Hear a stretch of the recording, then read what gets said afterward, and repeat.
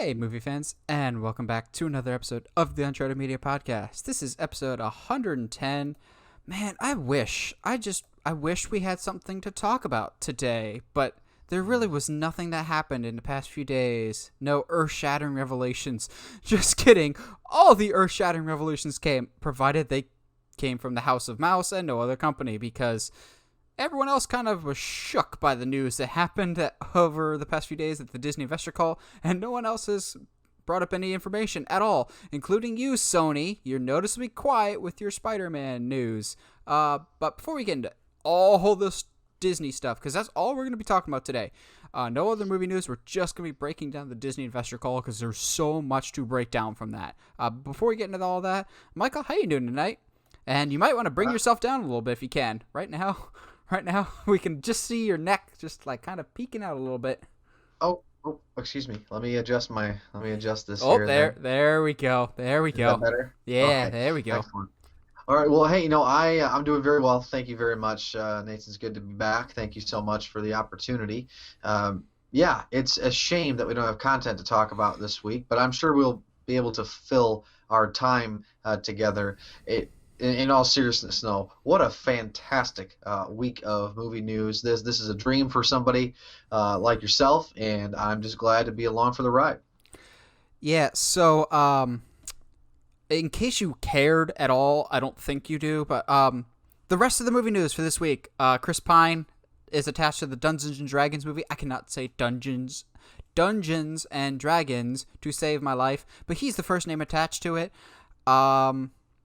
Other than that, Snyder Cut's going to be rated R. Not a whole lot of... There's an iCarly reboot. Other than that, everything's Disney related. But Michael, are you watching or are you reading anything good recently? Because I got some stuff, but we'll talk about that in a second.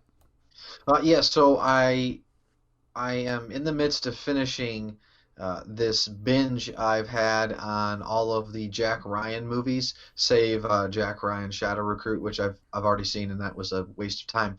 I just watched Sum of All Fears for the first time, like as the theatrical release without commercials or edits, and I really enjoyed it. I know it's a 2002 film, Ben Affleck, Morgan Freeman, and it really does capture the fear and the absolute chaos around a nuclear detonation like today and like in modern times and what that would do.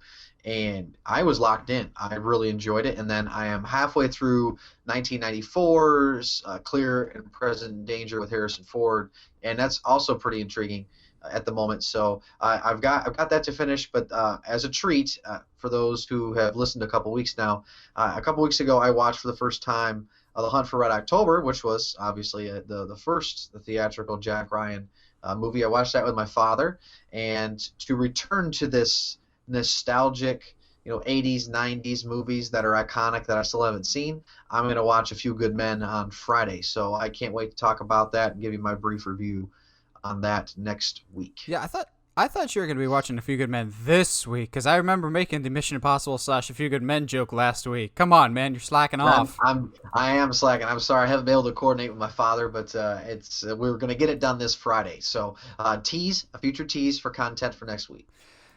Well, I'm doing two things. I'm going back, and given that it seems very, very, very likely that we're getting some form of a Spider-Verse for the next Tom Holland one, I'm going back and rereading my version of the big, huge Spider-Verse actual story event. Because I'll be honest, the first time I read it, I didn't like it.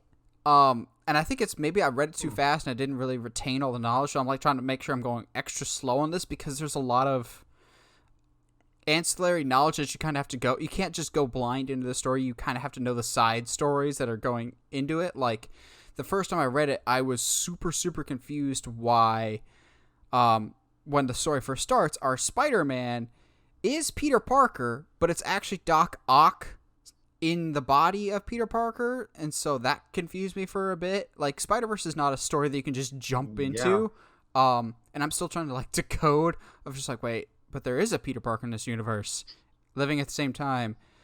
So, like, am I just that out of the loop with current Spider-Verse?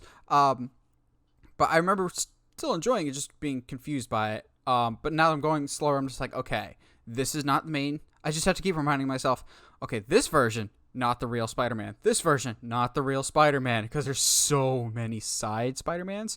But in addition to that, which is a great story, Heather and I are rewatching Cobra Kai in Hmm. right Okay. before season 3 comes out, because she and I watched the season 3 trailer, and oh my gosh, that trailer got me so hyped. Like, it's one of the best trailers I've seen in a very long time. However, I would recommend those that are interested in Cobra Kai, do not watch the trailer for this one, for season 3, before watching Cobra Kai, because it basically opens with the massive cliffhanger in season 2, which is like Sherlock season 2 level cliffhanger of I need answers right now. But Oh Cobra Kai, wow.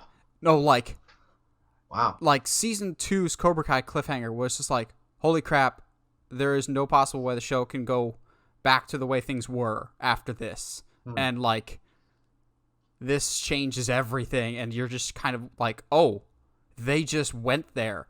But I keep singing Cobra Kai's praises, and I will continue to do so because it's phenomenal. And they show from the trailer for season 3 that they're just going to keep going to the well of really deep Karate Kid lore, like characters from the second one are showing up, rumors of people from Karate Kid 3 showing up, but it's always done incredibly well. So a rewatch is always a great thing, especially for Cobra Kai. I love that series so much. For those that haven't checked it out, it's on Netflix. Cobra Kai is so good, guys. It's so good. Yeah, I still have not checked that out, and it gives me something to do, possibly with the family over the holidays.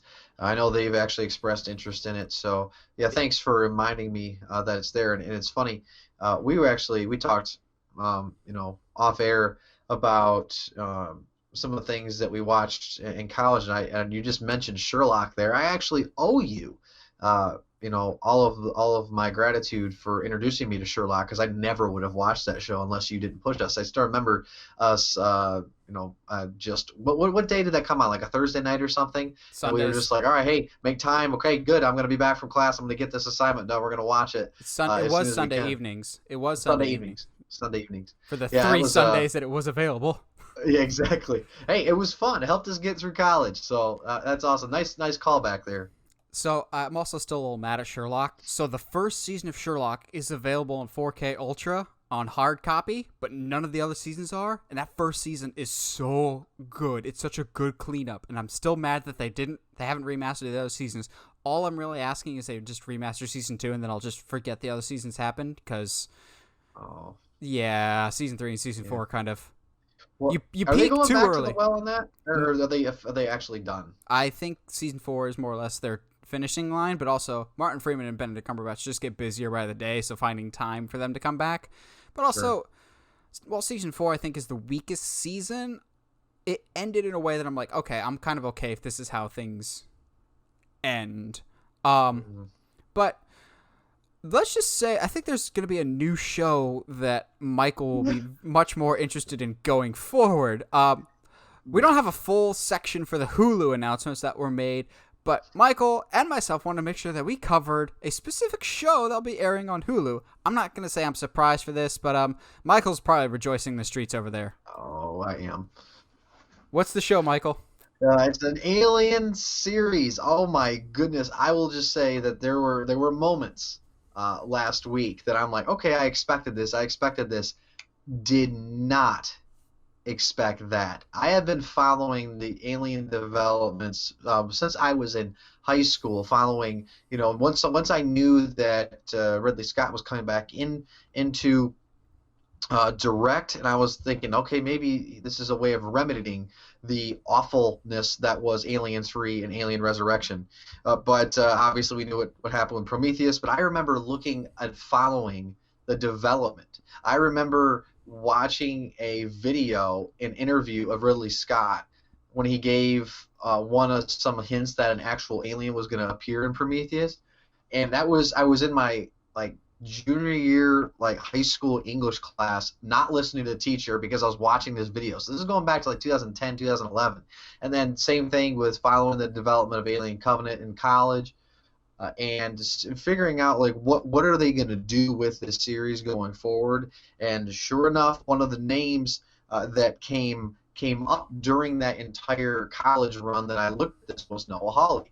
They were trying to get Sigourney Weaver to come back. They're trying to get these alternative stories told, kind of wrestle it away from Ridley Scott and his basically hell-bent mission on talking about androids and how they related to the development of the aliens. It was just really, really dumb. Well, the Neil Blomkamp got thrown in for a little bit too, Oh, I and they remember were the going to try to Blomkamp. tell a new story with Sigourney Weaver.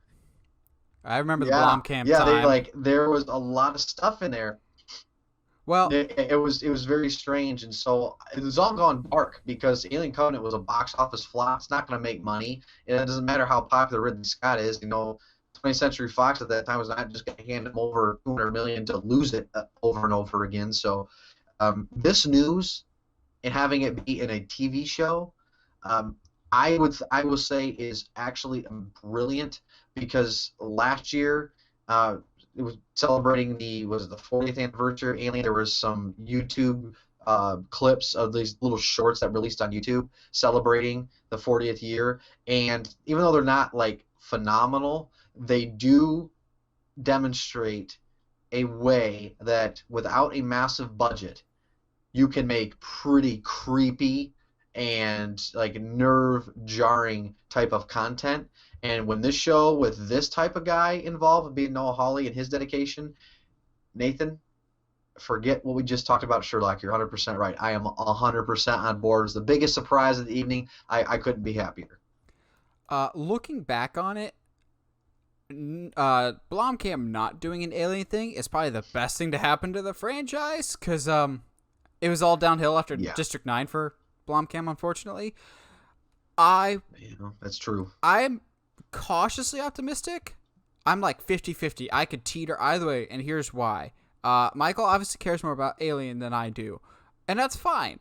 I think Noah Hawley's a good addition to this. He's been attached to this for a little bit. I feel like early in the year, before it was even a series, there was talk about him doing. Yes. He's wanted to do this idea for a while.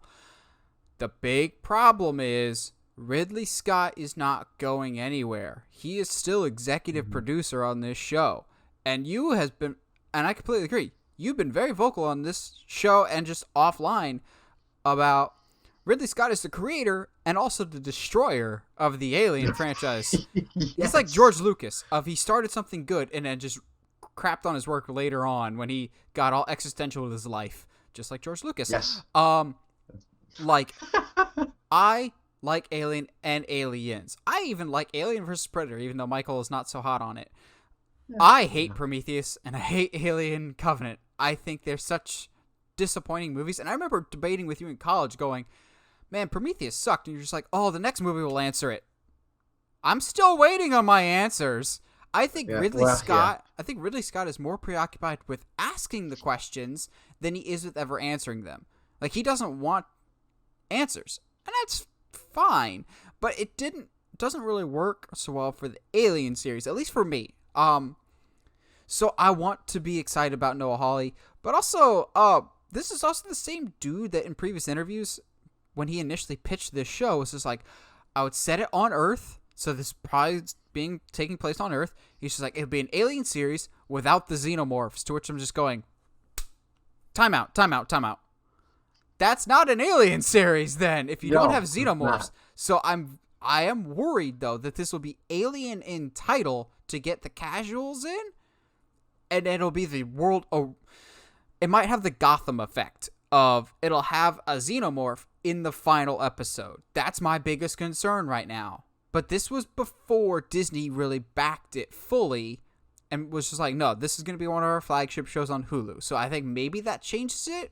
Maybe it doesn't. Maybe Noah Hawley still has a very specific idea that he wants to tell that might not include xenomorphs, but like, you gotta have it, right? If you're banking on it this much, but also I want to get excited.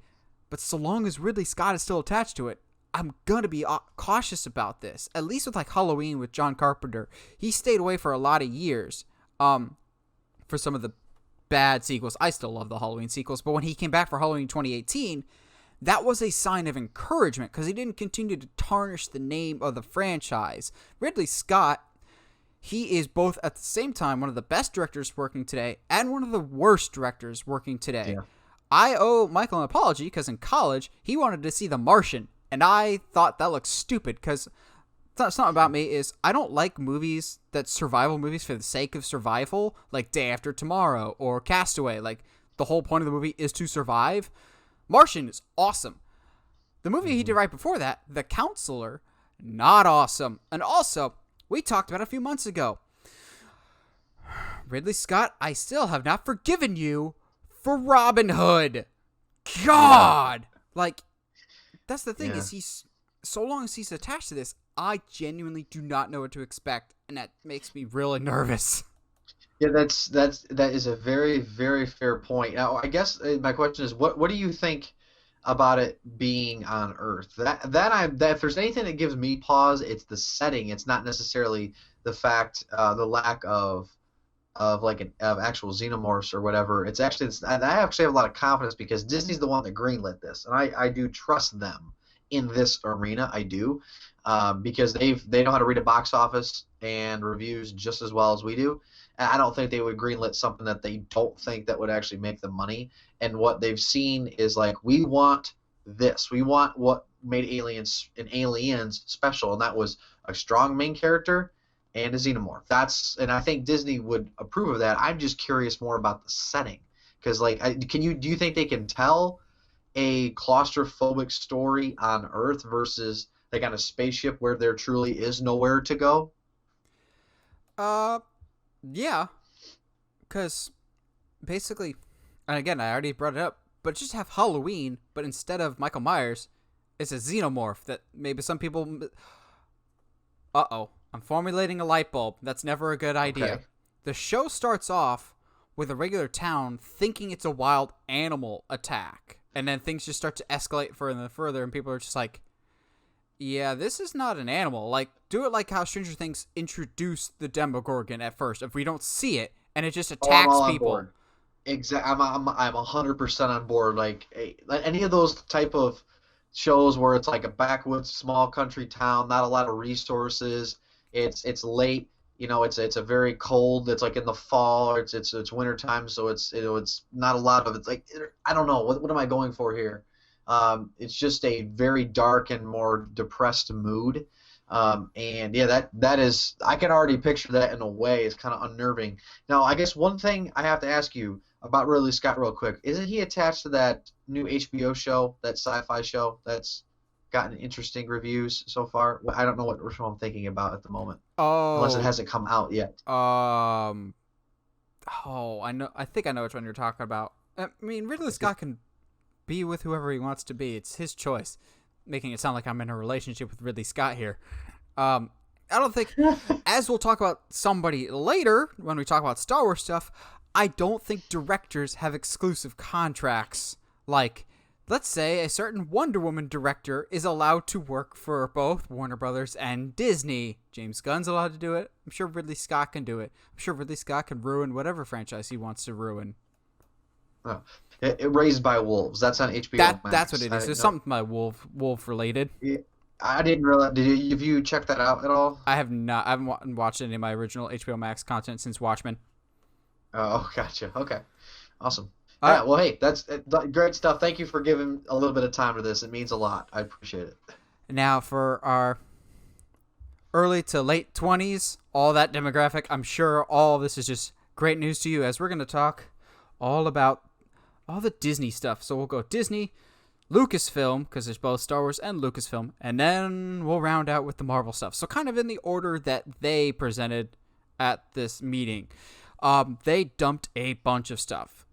Just regular Disney, Disney Pixar, so we'll all kind of lump it together. I want to start with the one that I'm sure Michael and I disagree with the most. Lightyear. So, before Michael poo-poos anything, let me explain what this is. We are getting a Buzz Lightyear movie, but not how you would expect. We are getting a movie about the character of Buzz Lightyear, not the toy voiced by Tim Allen. It is about the man that inspired the toy line. And here's where Michael tapped out immediately. It's voiced by Chris Evans. Here's where I'm okay with this. I am okay with anything in the Toy Story universe. Toy Story holds a incredibly special place in my heart. It was my first movie in theaters. It was the very first video I ever did on the Uncharted Media back then Movie Guy 17 channel. Is Toy Story 4 a good idea? Jury's still out on that, even though I like it. So I'm game for anything Toy Story. I appreciate the idea that they're being creative with this. Of the reason why it's not Tim Allen. One, he sounds old. Even in Toy Story 4, he sounded a little old. But two, it's not Tim Allen because the character is not Tim Allen. It's who inspired the character of Buzz Lightyear. Who was the original Buzz Lightyear? And now some people are just like, well, we had that in Buzz Lightyear of Star Command, which... Where is that on Disney Plus? That was one of my favorite shows ever. I could still remember the opening. Y'all ready? Calling Buzz Lightyear, the galaxy's greatest hero. Skilled, courageous, and ever vigilant. Leaping into action, Buzz Lightyear hurtles to the rescue. His ongoing mission to protect the universe from the dark forces of evil. These are the adventures of Buzz Lightyear of Star Command. Yeah, you get the picture. I'm a big Buzz Lightyear fan. I'm a big Toy Story fan. I'm down for this 100% because, for the most part, minus the Cars franchise, I trust Pixar storytelling, and minus the Good Dinosaur, I trust Pixar storytelling. I like Chris Evans. I think this is a creative way to continue the Toy Story universe without tarnishing the name of Toy Story. And Michael, poo-poo the idea. You go for it. Listen, I actually liked the original show that was it on Disney? Whatever Disney XD used to be called. Yeah. Toon yeah, Disney. That was an amazing show. And yeah, yes, thank you, Teen Disney. That's right. Listen, I'm gonna watch the movie and I'm actually really excited for it. I think, what I'm picturing, I think is gonna be phenomenal. Listen, Buzz Lightyear. It's like if you recast Indiana Jones. It's not saying it couldn't be a great idea. Not saying you couldn't put a very qualified actor. I'm not saying it couldn't even be better. Okay, I've it's been just calling hard. I've been calling for the recasting of Indiana Jones for a very long time. Okay, just you have. I'm not saying that's something despite. we'll address. That's something we'll address later in our Lucasfilm section because there is some Indiana Jones news that they talked about. But we'll circle back to that. We'll burn that bridge when we cross it. All right, that's right. Sounds good. Listen, I'm not saying Chris Evans is a talented actor or can do well. Like I really like him as Captain America. I just don't like him for this role. But I'm not saying that it's going to be bad. I'm not saying that it can't be great because I'm going to see it. It's hard because I love Tim Allen so much as that part. And if you pitch it to me that maybe that's not the Buzz Lightyear we have, and this is like his, the character that Buzz Lightyear is based on, that makes complete sense to me. That I'm on board. I just hope it's not something where, because listen, the fact that you can basically digitally recreate faces, you can do stuff to voices and alter voices. Absolutely, you can do that. That technology exists. I just don't know if this was like Tim Allen didn't want to come back for it, if he was just never approached. And I just would have loved to have seen Tim Allen voice it is all. Well, he is starting to sound a little old, and maybe he wanted to just hang up the helmet. But to be fair, I think they got Chris Evans, one, because he's already in the Disney family being Captain America. But two, believe it or not, the man already has plenty of voice acting experience. I don't know if you ever saw the 2007 TMNT movie, but he voiced Casey Jones in that movie. And he was actually... I did not. Wow, I did not realize that. He was actually really good. And if you don't know it's him, I don't know if you can pick it out unless you're a Chris Evans super fan. So I have faith in his voice acting ability, and also just over the past few years, he's shown to be a very versatile actor. Love him as Captain America, but I loved him as America's jerk and Knives Out even more. So I feel like he can bring it for this. But that's just the tip of the Disney iceberg. I'm gonna break out some other stuff. We'll fly through some of these. We're getting new series to Disney Plus on Moana, Tiana from Princess and the Frog, Zootopia called Zootopia Plus, and most importantly, and most confusingly, a Baymax series. I say that's confusing because for those that don't know, that haven't heard me on the podcast long enough, because I preach the show's praise any chance I get, there already kind of is a Baymax show. It's called Big Hero 6, this series, because when they talked about this show during the investor call, they're just like, what happened to Baymax after Big Hero 6? And I'm just sitting back going, guys, there's 2 seasons of Big Hero 6. It just got renewed for season 3. I know what happens to Baymax after Big Hero 6. He's got fun adventures with Hero. Also, guys, if you're not watching Big Hero 6, the series on Disney Plus, it's fantastic. The same people that did Kim Possible basically continue on the story of Big Hero 6 with some of the same voice characters, but the personalities, you just get even more of it, the friendship. I still think Big Hero 6 is incredibly underrated. I love it so much. Of a movie that encourages kids to go to school as opposed to Monsters University.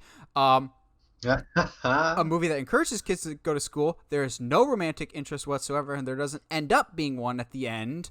Teaches kids about friends. Incredibly racially diverse cast, and actually encourages learning and thinking with your brain. And teaches you how to properly emotionally handle trauma.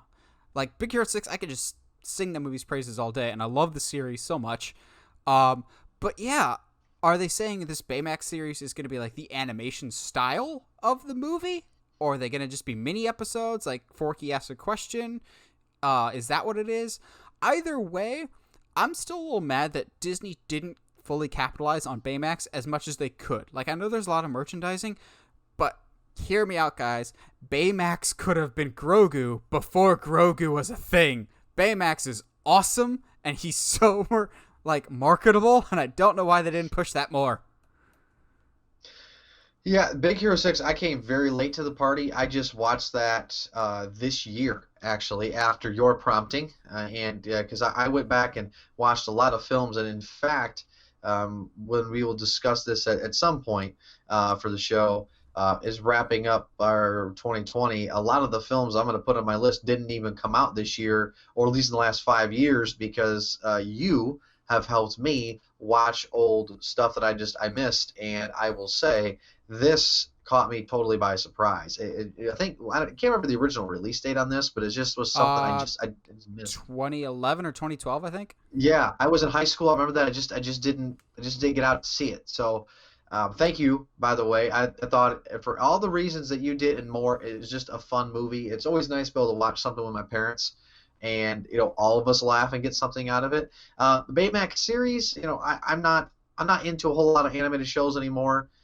And so I haven't watched the Big Hero 6 series, and Baymax, I'm glad they exist. I will just say objectively, I'm really glad, and they have their audiences, and the fact that, they may or may not have missed that, that hype for a character like you just mentioned. And maybe this is them going back and saying, hey, we actually have really good source content and to sell more toys right here. So what I got though from the teaser was that this is going to be more of a shorts. I don't think I see this as 21, 22-minute episodes, because it feels like that would kind of ruin its welcome very quickly, or just completely negate the original series. Yeah, exactly. So I would think these are probably shorts, which I think would be good. I think that'd be great for kids. Mm-hmm. Shorter time span, something to look forward to with parents. This little robot going around providing care for people. I think it's a good message. Captivate an audience for a few minutes at a time. Tell a good story, just like the Pixar shorts. So I like it. I'm all on board. Also, quick shout out. I believe it was in front of Big Hero 6. It was either in front of Big Hero 6 or Wreck-It Ralph with the animated short Paper Man, which I still think is Disney's best animated short they've ever done. Oh my goodness, Paper Man. Everyone's just like, oh, I cried at the beginning of Up. No. Paper Man. There's at least dialogue in Up. Paper Man that one's special. That one's so good. Disney Plus is also putting the pedal to the metal when it comes to original movies, as they've been sorely lacking in. No offense, actually all the offense, so far, a lot of Disney original movies have not been very good. You came out stumbling head over heels right out of the gate with Noelle, with Anna Kendrick. Oh, lordy. But at least Yeah. some of these sound like promising prospects. We're getting Disenchanted, the sequel to the I think it was 2010 movie with Amy Adams and my doppelganger James Marsden. I'm okay with this. People have been asking for this sequel for a very long time. I'm very much okay with this. It's not my favorite Disney movie, but I'm like, yeah, let's get a sequel to this. That's fine. We found out that Robert Zemeckis' Pinocchio, Peter Pan and Wendy, which will have Captain Hook, starring, being played by Jude Law, and I know some of you are going to be excited for this.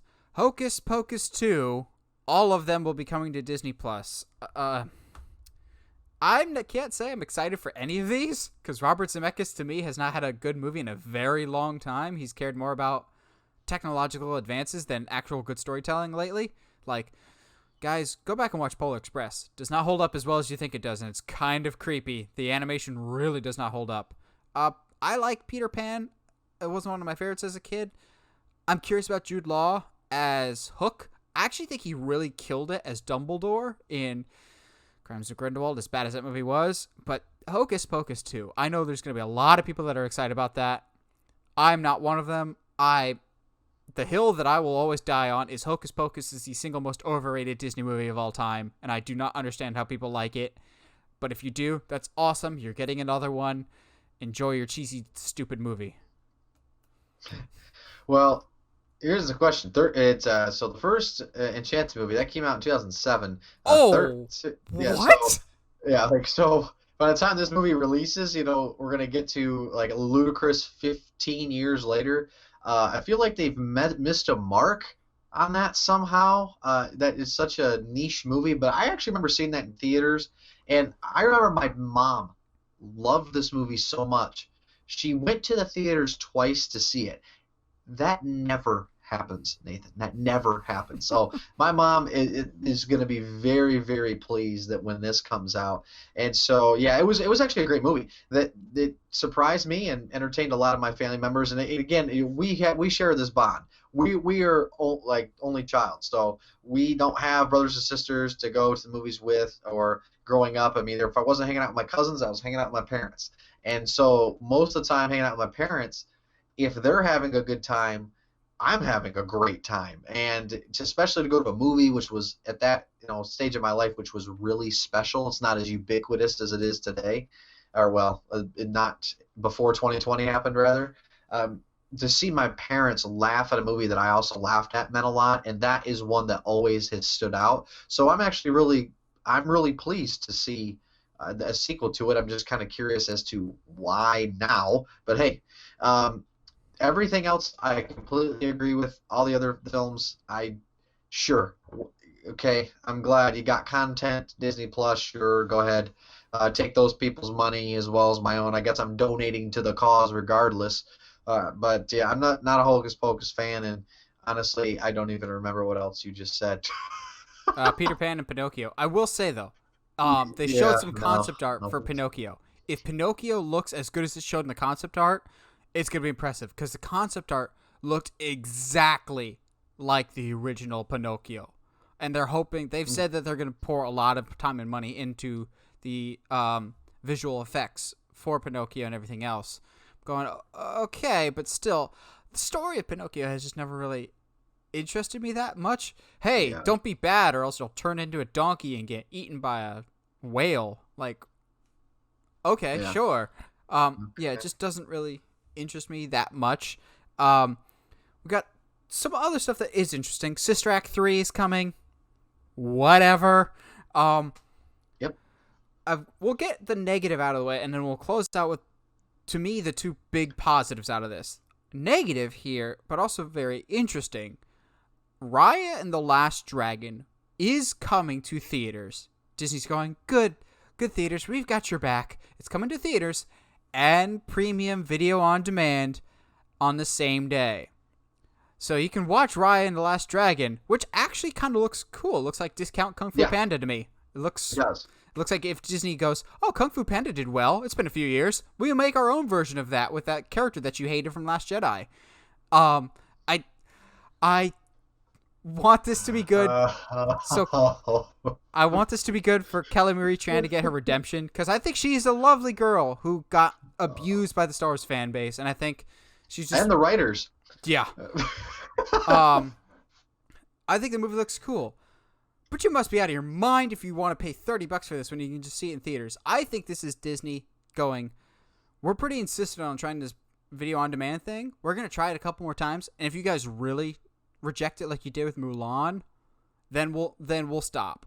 Like I think we want the Mulan thing to be a one and done, because the Mulan thing backfired on them big time. Of pay $30, you can see it the same day in theaters as you can in theaters, whereas HBO Max is going, hey guys, we're destroying the box office experience, but you can watch your movies at home, as you can watch Mortal Kombat in April at home, because I probably will be, because I didn't want to see it in theaters. But I think Mulan was probably the wrong one to do for multiple reasons. Though all the behind the scenes controversy, but two, it didn't get great reviews. So it'd be interesting to see if this movie does get good reviews, what the reception will be. I still think we've got one or two more of these premium video on demands that if they fail, then Disney will drop it. Like, I want to believe this will be the last time they try this BS of pay 30 extra bucks for a movie that will just be on Disney Plus in 6 months anyway.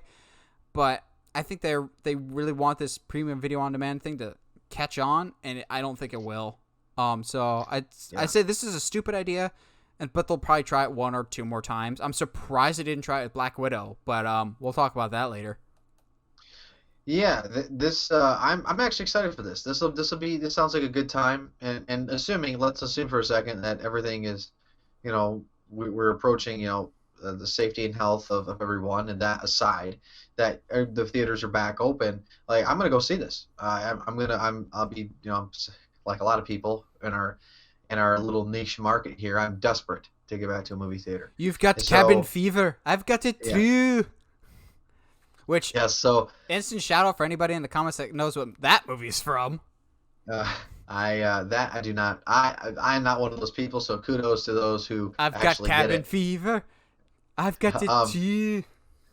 So the one thing I can see, and this is a continuation maybe from last week's episode just a little bit, that if this premium VOD falls flat on its face, and as a consumer, I really hope it does, that what I can see with what Disney did in the shareholders meeting, before they started getting really far into a lot of the actual development of these new shows and programming, is this emphasis on the stagecraft technology and the new studios that they're building, and how that's going to lower a lot of costs when it comes to certain elements, because they can't fully replace CGI, but it also gives a lot of reaction, and it actually does do a pretty good job in certain circumstances for replacing and being a stand-in for CGI. That smaller films that don't need a massive budget, but also would just get buried at the box office, simply don't need to actually go to the theater. And for the sake of efficiency, here's the thing, is that as a consumer, I have to be honest. I probably, in its heyday, I think 2018 was the year I went to the most amount of films. That was like the biggest film year as far as films I wanted to see. And I think I made it out in theaters to like 30, maybe close Holy to 30. crap. Yeah, that was a big deal for me. So, but obviously there were more than 30 films released that year. Did you have like Movie Pass or something then? Yeah, I did. I actually had Movie Pass for a brief period of time, so I tried to earn my money back. Well, just Movie Pass. I'm just laughing at it for a while. It's terrible. But here's the thing, though, is that I would be totally fine with less movies coming to theaters if those movies that are going to theaters, one, aren't very good, but two, they don't need a big theatrical release, because either they're not spectacle films, or they're films that are just going to get buried anyway. And it costs a little bit, obviously, for a lot of these studios to put their films in theaters. And one thing is, you can do this, but you have basically a hybrid way of doing it. And with cost savings on the back end all the way to the front end, improving in efficiency, this doesn't get rid of the biggest films. I don't think movie theaters are dead by any means. I've never bought into it. So in Black Widow, we got to assume a few things, safety and health aside.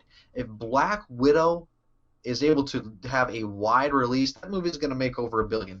As I Um, think it's going to, and it's because, but I don't think I think people will still be apprehensive to go back to a theater for most of that's what 2021.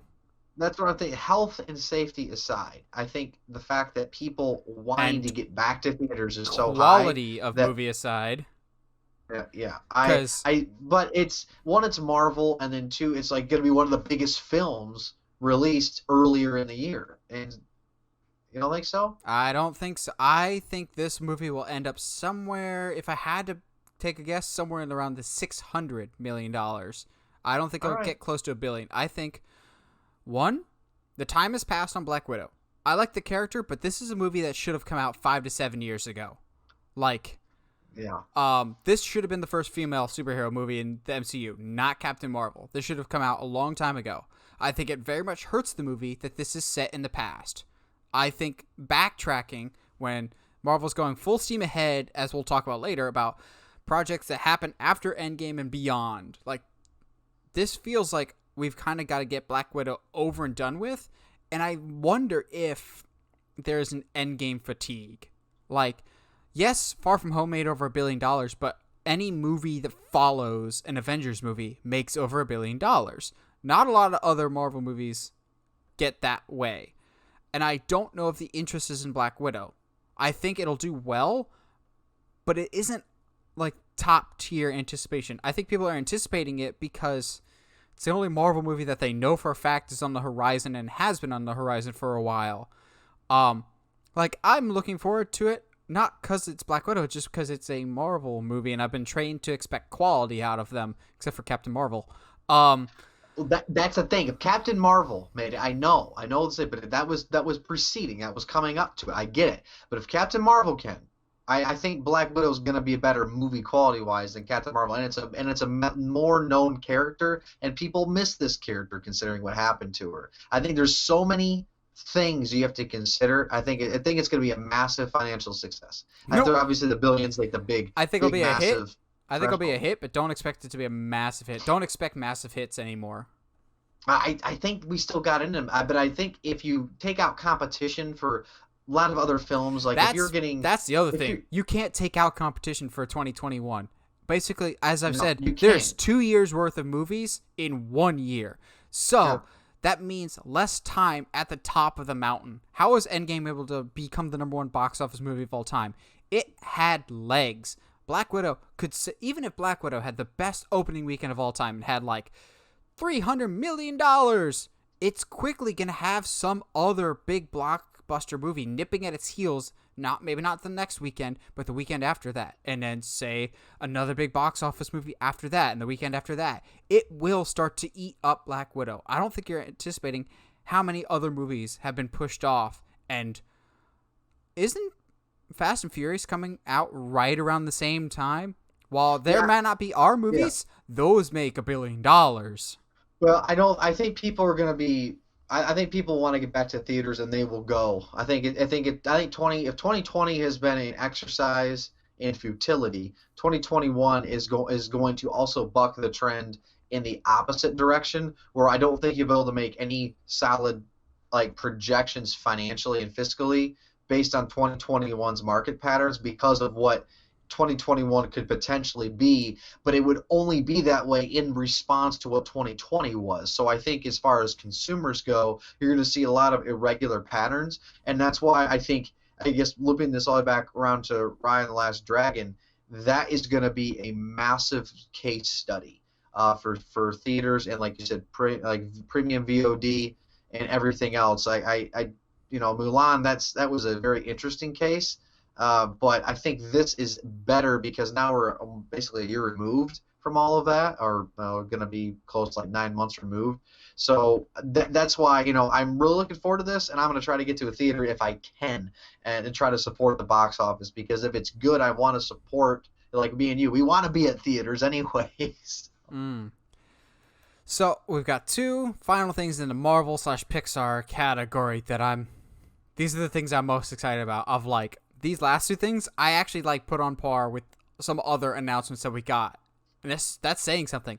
All We are right. getting a follow-up series, our own version, Disney Plus's version of Cobra Kai, if you will, to the original Mighty Ducks, with Emilio Estevez coming back. That's awesome to me. That's a great idea. Um, People have been clamoring for something Mighty Ducks for a very long time. It's a very beloved franchise. To me, it's like the Sandlot of hockey movies, and it just works. Please don't reboot the animated series. I don't know what the heck that was. It was an attempt to sell McDonald's toys, I'm gonna guess. It was just weird. Um, but I think this is a great idea, especially piggybacking off the success of Cobra Kai and showing that the whole going back to the well with fans of the original material and doing it well. Like I never watched it, but Heather watched a lot of Fuller House. She said that was great. I think it's kind of that same thing of if you do it well, people will enjoy it. So you've got Emilio Estevez coming back. Oh, I forget the actress's name, but the mom from Gilmore Girls is also set to be in the series. I think this is a great idea. However, and this may surprise some people, that's not the thing I'm most excited for. The thing I'm most excited for is we are getting a live-action CGI hybrid on Disney Plus of Chip and Dale Rescue Rangers. And I am so on board with this because, one, while they weren't my favorite, I like Chip and Dale's Rescue Rangers. I'd watch it on Toon Disney. I'm excited by who's involved with this. This is being made by the Lonely Island guys of Akiva Goldsman and Andy Samberg, and Chip and Dale are going to be voiced by Andy Samberg and John Mulaney. I could not have asked for a better combo for Chip and Dale. I love Andy Samberg, but more importantly, I love John Mulaney. He was fantastic in Into the Spider-Verse, Spider-Ham, but also, if you haven't already, he's got some fantastic stuff on Netflix. His stand-up specials are just outstanding. I love me some John Mulaney. I think this is a great pairing. It's also not one of those franchises that people think is so beloved of how dare you touch that thing. It's like DuckTales. They rebooted DuckTales a few years ago and did just as well as the original. People really like the new DuckTales, and now it's canceled. But if you have people that grew up with the originals that are now old enough to make that stuff for themselves, they pour that love and appreciation back into it. So I think you've got people that watch the original Chip and Dale's Rescue Rangers wanting to go, I have my own ideas that I had as a kid that I want to make as my own movie, and now they're old enough to make it happen. I think this is a really, really cool and clever idea. This is Disney going to the well of, they're not just going, let's just make a live-action reboot of this, that, or the other thing of Disney Renaissance. Let's actually dip into our catalog a little bit and think about some fresh ideas.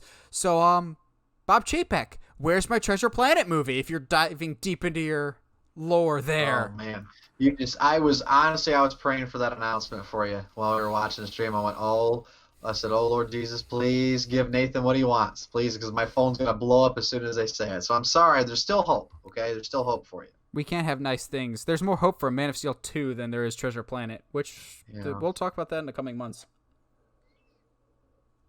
Yeah, this new. So I love the Mighty Ducks. I did not like Mighty Ducks 3. I liked the first two. They were quoted with my cousins. My cousins and I loved playing street hockey. Like we loved it. Growing up here in Michigan, we grew up right in those. Yep, I was about to say you were street hockey, but then Michigan. Yep, that makes sense. Yeah. And so pretty much like how Indiana people, all the Hoosier people play basketball, like anyone's good at basketball if you play Indiana. Somebody in Michigan has some sort of skills with a stick and a puck. It's just kind of like who we are. But when those movies came out, they were right at the time when the Detroit Red Wings were just on fire. They had some iconic players, multiple Stanley Cups, so it fed into that whole that culture. And so those movies to me meant a lot more than just they were just cheesy Disney movies. I also appreciated the fact that they had a lot of like kind of edgy humor in them. And on paper, I am all for this. I just did not like the little sizzle reel we got for it. It seemed too Disney and not enough little like because like the first like Mighty Ducks, like there's some stuff in there that I would not like want a kid to watch, and that's what added to like kind of like the overall kind of somber tone, which I appreciated. It seemed more realistic, and this one just seemed kind of like more fanciful, which I I didn't really care for some of the dialogue they chose to highlight, and it just was like, yeah, this it doesn't seem like me. I love it in theory, yeah, for maybe a new generation of younger kids, but it didn't hook me. And what the Chippendales thing, Nathan, I'm sorry, I don't have anything against it or anything for it. I know nothing That's fair. about that source material. So, Okay, no. so you talking about your appreciation for Mighty Ducks and got me thinking, if we're getting a reinvention of Mighty Ducks, could we revisit and maybe reboot Heavyweights? Because that one's awesome. That's not a bad idea. Not a bad idea at all. I never got into that as much, but I will say that I know there would certainly be an audience for Well, I mean, we already got a sequel. It's called Dodgeball. it. Oh man, was that Will Ferrell? Was that like when we were in Ben elementary Stiller. school? Ben Stiller. Oh Oh, my goodness gracious. so Yes. Michael has the difficult task. We're gonna talk the Star Wars and Lucasfilm news, but we're gonna try our best to keep this as brief as we can, Yeah. Okay. because or else this would have been its own episode. Not only how much they dropped, but just how much any one of these news topics could be their own discussion here. Is there anything like not lesser, but just like we could talk about this quicker? Let's see. Bad Batch. We're getting a Bad Batch series based off the Clone Wars. Yay. Yeah, right there with you. Next. Um, Ahsoka series. Yay.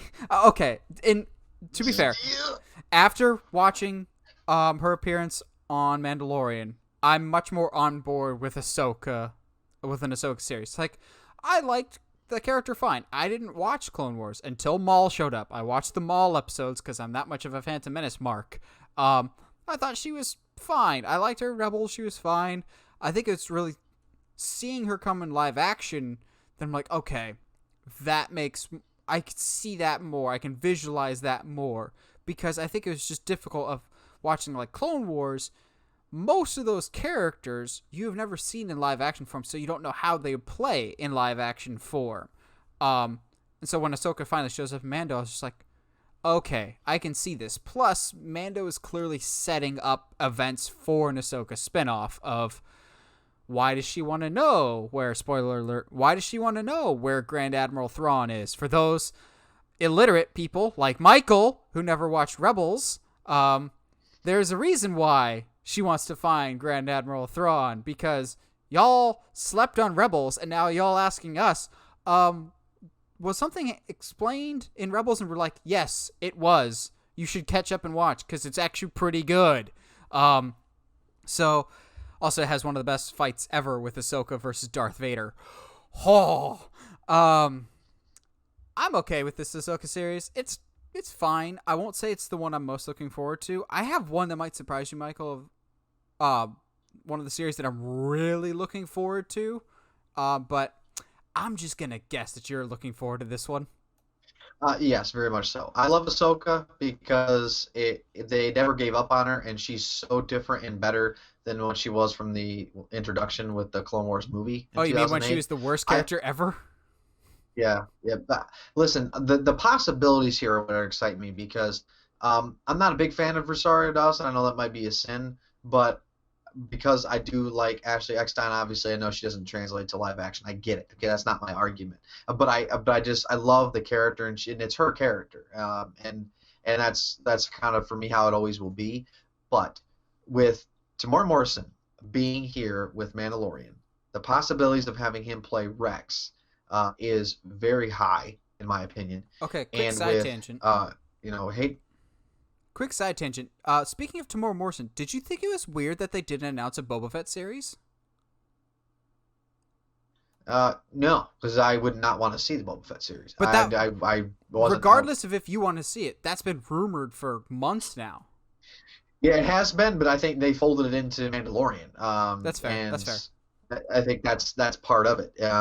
So, but you could have him as Rex, and with Hayden Christensen returning, you easily could fold the fact that like the reason why I love Ahsoka, the reason why I love Ahsoka is because of her relation to Anakin, and since his downfall is like catalyst for like everything in Star Wars, like I always liked going back to the well with that character, and anything any of that conflict, like the Rebels like conflict, when she fights him. Like I've watched that thing multiple times, and I love it. I love the humanity and everything that goes in with that. And we have not seen a Force Ghost Anakin and Ahsoka interact, after his redemption.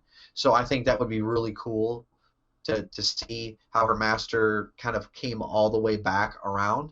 I think you easily could explore a lot of character elements, and then you are 100% right.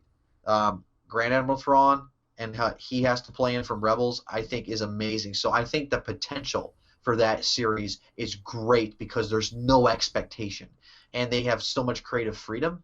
So really looking forward to it. I'm 100% on board for the possibilities, not necessarily just for the fact that it is like, hey, Ahsoka, I love the character, but I think they have a lot of room to just explore the rest of the galaxy, which is, I think, what we need as Star Wars fans. Well, I was tracking with you. I was on the right page with you until you said the two words that I didn't want to talk about, but we have to at some point. Hayden Christensen. Come on. Okay. Why? Before we get into it, most of y'all out there are hypocrites, and you know it. You bashed Hayden Christensen for years, and now he's coming back. You're rejoicing, going, "Yay, Hayden's back! Yay, Hayden's back!" No, y'all have hated him for years. I'm not backing down from my hatred. I still think he's one of the worst actors of all time, and his Anakin was awful. Y'all seem to think, oh, he wasn't bad. Yes, he was given a bad script and a bad director to work with, but his performance is awful. And all of a sudden, you're just like, oh, it's great, he's back. It's great, he's back. It's great, he's back. No, not even 3 years ago, y'all hated him. What changed? Like, is it just cool to like him now? I'm sure the sequel trilogy. The performances in the sequel trilogy are a lot better than anything Hayden brought to the table, even though the prequels are more cohesively put together. I'll give you that. Like, yeah. I'm sure Hayden Christensen is a wonderful man and a kind person. I've heard nothing but wonderful fan interactions from people. That being said, it doesn't make sense for him to come back. It really does not. Because in A New Hope, Vader says, when I left you, I was but the learner. Now I am the master. Only a master of evil doth. Like, there has been no confrontation between them in those 19 years. It does not make sense. And also, just, y'all hated Hayden Christensen for so many years. And all of a sudden, now you just like him? Like, I just don't get it. Like, it's the same thing that I have issue with the Zack Snyder thing. People hated Man of Steel. They hate Batman vs. Superman. But now that Snyder Cut's coming out, they're just like, oh, no, his movies have always been underappreciated and people just misunderstand them. No, stop wish-washing and just stick with the side. I want to be proven wrong. I think with a credible director, maybe Hayden Christensen can be good. But until he proves me otherwise, I'm not looking forward to his return like everybody else is. I won't back down from that. I think this is stupid. However, as I have my big rant, there is, if I'm the storyteller here, and I trust Deborah Chow, who is the showrunner for Obi-Wan, because he's returning for the Obi-Wan series as Darth Vader, in case we didn't say that, I'd be curious if they bring him back for one thing, and that would be more or less to fix his prequel appearances, because it's no secret that he's like the biggest weak link in the prequels. If they use him in flashback scenes to solidify the bond between Obi-Wan and Anakin, then I'm okay with that. Because I know there's some prequel lovers out there, and I'm one of them. I like the prequels, but there's some prequel lovers out there that are just like, the bond between Obi-Wan and Anakin is so strong. In the In the movies, they have like 2 scenes together, and that is it. There's zero chemistry. If they build that chemistry and kind of retcon it into the movies, then I'm more okay with it. But I'm still hung up on this. Why? Why do we have to bring him back? It logically just does not make sense, other than pure fan service for a very strange grouping. Like, I don't get it. Y'all hated Hayden Christensen, and all of a sudden, just overnight, it seems that people like him again. Like, it doesn't make sense to me. Maybe I'm just overreacting here, but until he proves otherwise, I don't think he's a good actor, and I don't understand his rationale. I mean, I certainly can understand your hesitancy. I think it's a harkening back. I think people are nostalgic because, yes, people ripped on him, but then The Last Jedi happened, and people realized, well, why do we love Star Wars? And why are the prequels, even though they're not great stories, as far as like plot and character development, everything, there is a broadening of like this is a tragic story that happened to this main character, and the world building of the prequels was amazing. That's the one thing the prequels did like better than any other Star Wars story I think that's been told, is that trilogy broadened the universe, introduced us to so much more. And even though I didn't think they did the best job at doing that, like the world building, that like the lore that came out of those films is amazing. And seeing the response at D20, was it D23 a couple years ago? I think people realized that, just in the same way that they just crapped on Jake Lloyd, is that these are just people, like we can hate on them whatever, but like the fact that we're hating on them shows something more about us than it does on them to begin with. And he was given a bad script, he was given a bad director. You know what I could do with a bad script and a bad director? Also act badly. So But I also, understand, and but also, I get it. I'm coming from the point of view of I've seen him on other stuff, and I think he's Yeah. bad in other things too. Like, Yeah, he was in that movie Awake and also in Jumper. It's not great. yeah, I get it. I I don't get think it. I've seen him in anything good. That's the problem. Like, Yeah. he's a more dull version of Sam Worthington. Like, and that's But, saying something. but why did Disney bring him back? If they know he's bad, he's not going to receive well. Why Fan would you bring him service. back? Fan Yeah. service. That's all Disney has been really about. And to be fair, they did a lot of fan service during this panel. Yeah.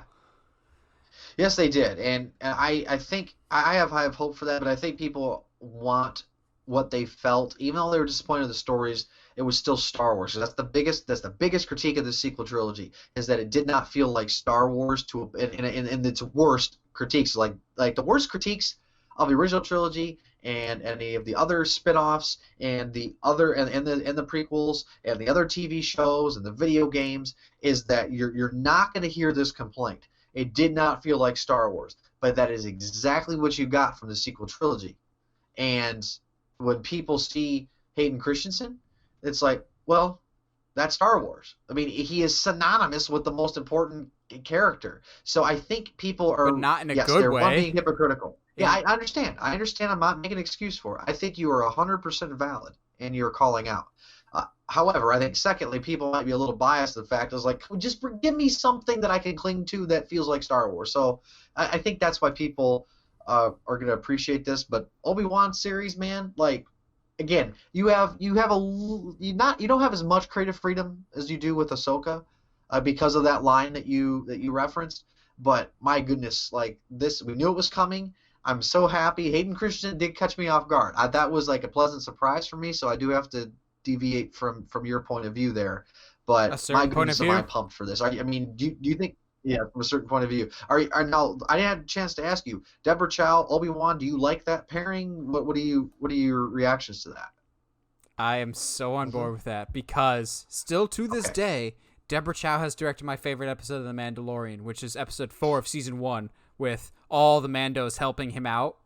Um, Oh yes. Okay. that I love that episode so much. But also, for anybody that knows me, and Michael knows me well, Ewan McGregor and the character of Obi-Wan has been my number one favorite movie character and like biggest movie crush since 1999. I've had a man crush on Ewan McGregor for over 20 years now, and I have been begging, pleading, and praying to high heaven since before we were in college, the day Disney bought Lucasfilm. I've been asking, Obi-Wan, Obi-Wan, Obi-Wan, Obi-Wan. I've been following that development forever when it was supposed to be a movie, and then thanks to the failures of Solo and Rogue One, we didn't get Obi-Wan.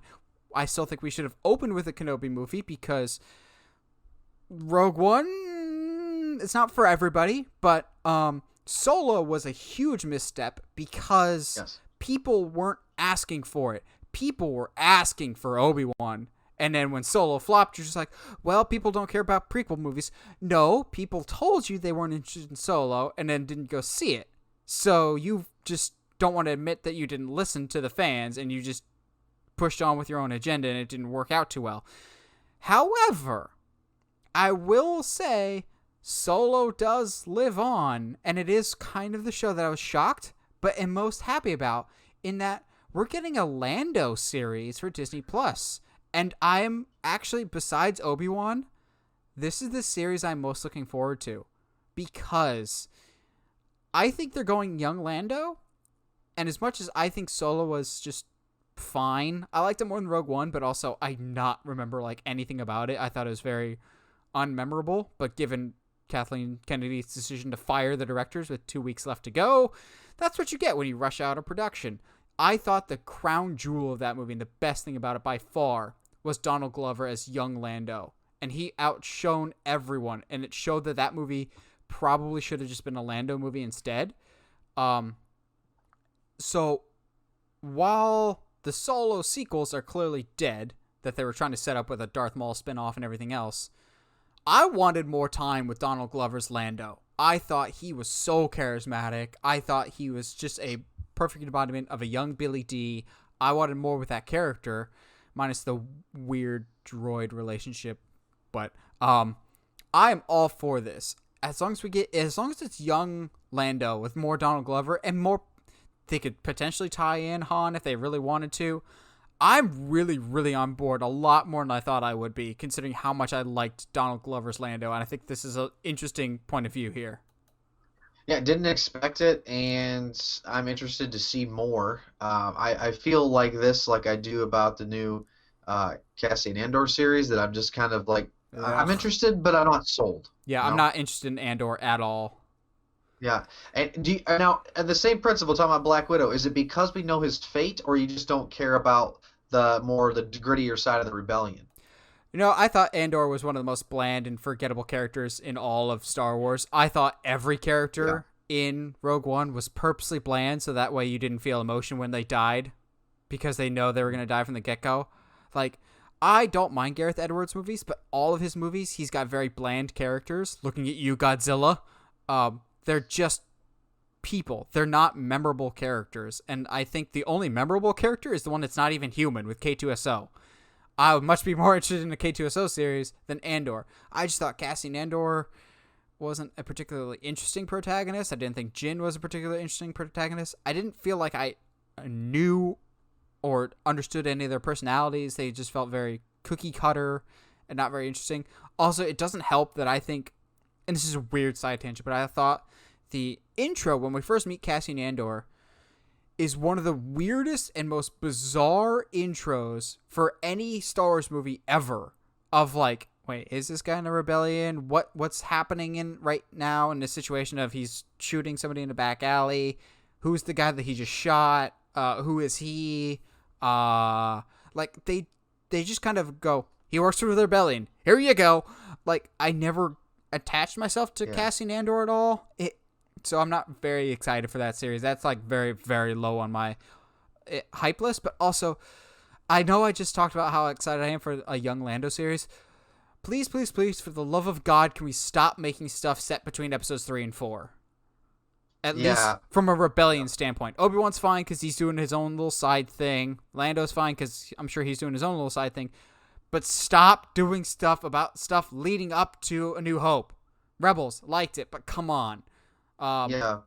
It's not expanding the universe. Some shows are, but the rumored movies didn't get announced. I think, I will say this. I'll go out on a limb.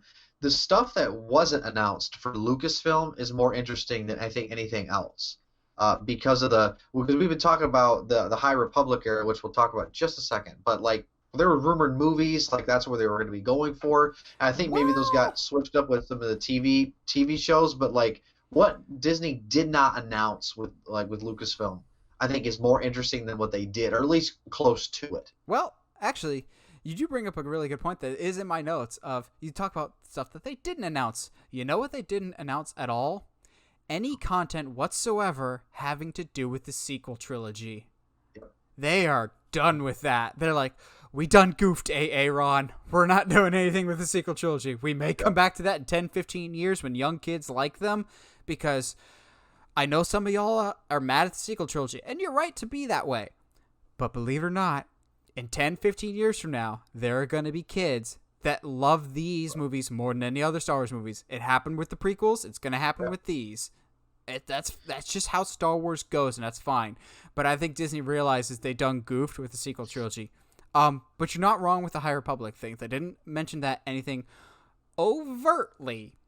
I think they Right. did tip their hand, but not in the way we think. Because Kathleen Kennedy, I'm not gonna lie, I was really hoping when she came out, she'd be like, due to the success of our ongoing Star Wars shows and with our shows already in production, I have sought out further career opportunities with another organization. I'll be handing over control of Lucasfilm to Dave Filoni and Jon Favreau in 2021, with me fully departing the company in 2022. I was kind of hoping for that. Still think it might happen. But she talked about Taika Waititi Star Wars movie, which got announced on May the 4th earlier this year, so it was nothing new. I bet you that's High Republic. I still think Yeah. Taika is spearheading the new wave of Star Wars. But that wasn't the big movie announcement. But No. we'll close that one out. Because there's still 2 other series that got announced. We've got The Acolyte, which sounds like it might be about the Sith, actually, which kind of gets me excited. And a Yeah. series that got me excited very briefly and then Uh, got me yeah. crashing down to earth real quick. Rangers of the New Republic. I got excited because when I first read it, I read Rangers of the Old Republic, and I got super, super excited, and I reread Rangers of the New Republic. Oh, it's a Cara Dune spinoff, which I should be excited for that. I like the character of Cara Dune, but I got excited for Old Republic all for nothing. Either The Acolyte or Rangers of the New Republic. Either of those kind of stand out to you, Michael, or they just more content? They stand out for 2 different reasons. Rangers of the New Republic sounds like an animated show. It doesn't sound like anything I'm interested in. But after seeing Cara Dune in Mandalorian, like, sure, I'm gonna watch it. It's Star Wars content. The Acolyte sounds amazing. Like the Old Republic stories or anything like Knights of the Old Republic, like going back in time, like the original Knights of the Old Republic video game, that RPG from BioWare 2003. It's my favorite Star Wars story ever told. Like I absolutely love it from top down. And if we're gonna get something, I'm not talking about copying the source material, but just something older, I am 100% on board. There's so much creative freedom by going backwards and telling stories of the Sith and the Jedi and how we got to like use the Force and like maybe even the creations of lightsabers themselves. Like I think those are just cool things, but to tell it from a Ooh. Sith perspective, I'm not wondering. Like this is it's a female centric show, is that right? I It's following believe a so. do you know that? I believe Yeah. so. I'm wondering if yeah, I think they mentioned that, which again, 100% on board for as well. But this idea that is going to be in this High Republic, so cool to me, and I'm just praying. I'm praying. I'm so praying. Much like your Treasure Planet, and much like your Obi-Wan thing, I'll say your Obi-Wan plea is this: Disney, listen to me right now.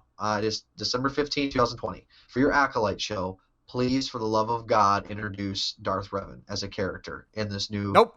Star Wars universe, Nope. please. It I won't. am begging you to do that. It won't be in So the there you go. Acolyte. It won't be There in you the Acolyte. But trust me, Revan is coming. But I don't think it'll be in the Acolyte. I think it'll be in one of their movies. Maybe the Taika movie. go. Okay. But I fully believe Revan is coming. But now, before we get to the last Star Wars thing, Lucasfilm is more than just Star Wars. It is also Indiana Jones, which they're still going ahead with. Yes. They're like, this is the final Indiana Jones, but Last Crusade was supposed to be the final Indiana Jones, and then Kingdom of the Crystal Skull was supposed to be the final Indiana Jones. So again, I doubt it, but they're like, we're not recasting. It's still going to be Harrison Ford. And I'm going, guys, he was too old for this in Last Crusade. And then he was also, again, too old in Kingdom of the Crystal Skull. I trust James Mangold as a director. Ford v. Ferrari was amazing. Logan, wonderful. Walk the Line, outstanding. But yeah, I wish I could get excited for this. They've said it's coming. They're going to start production early next year with a 2022 release. I'm just going, can we not?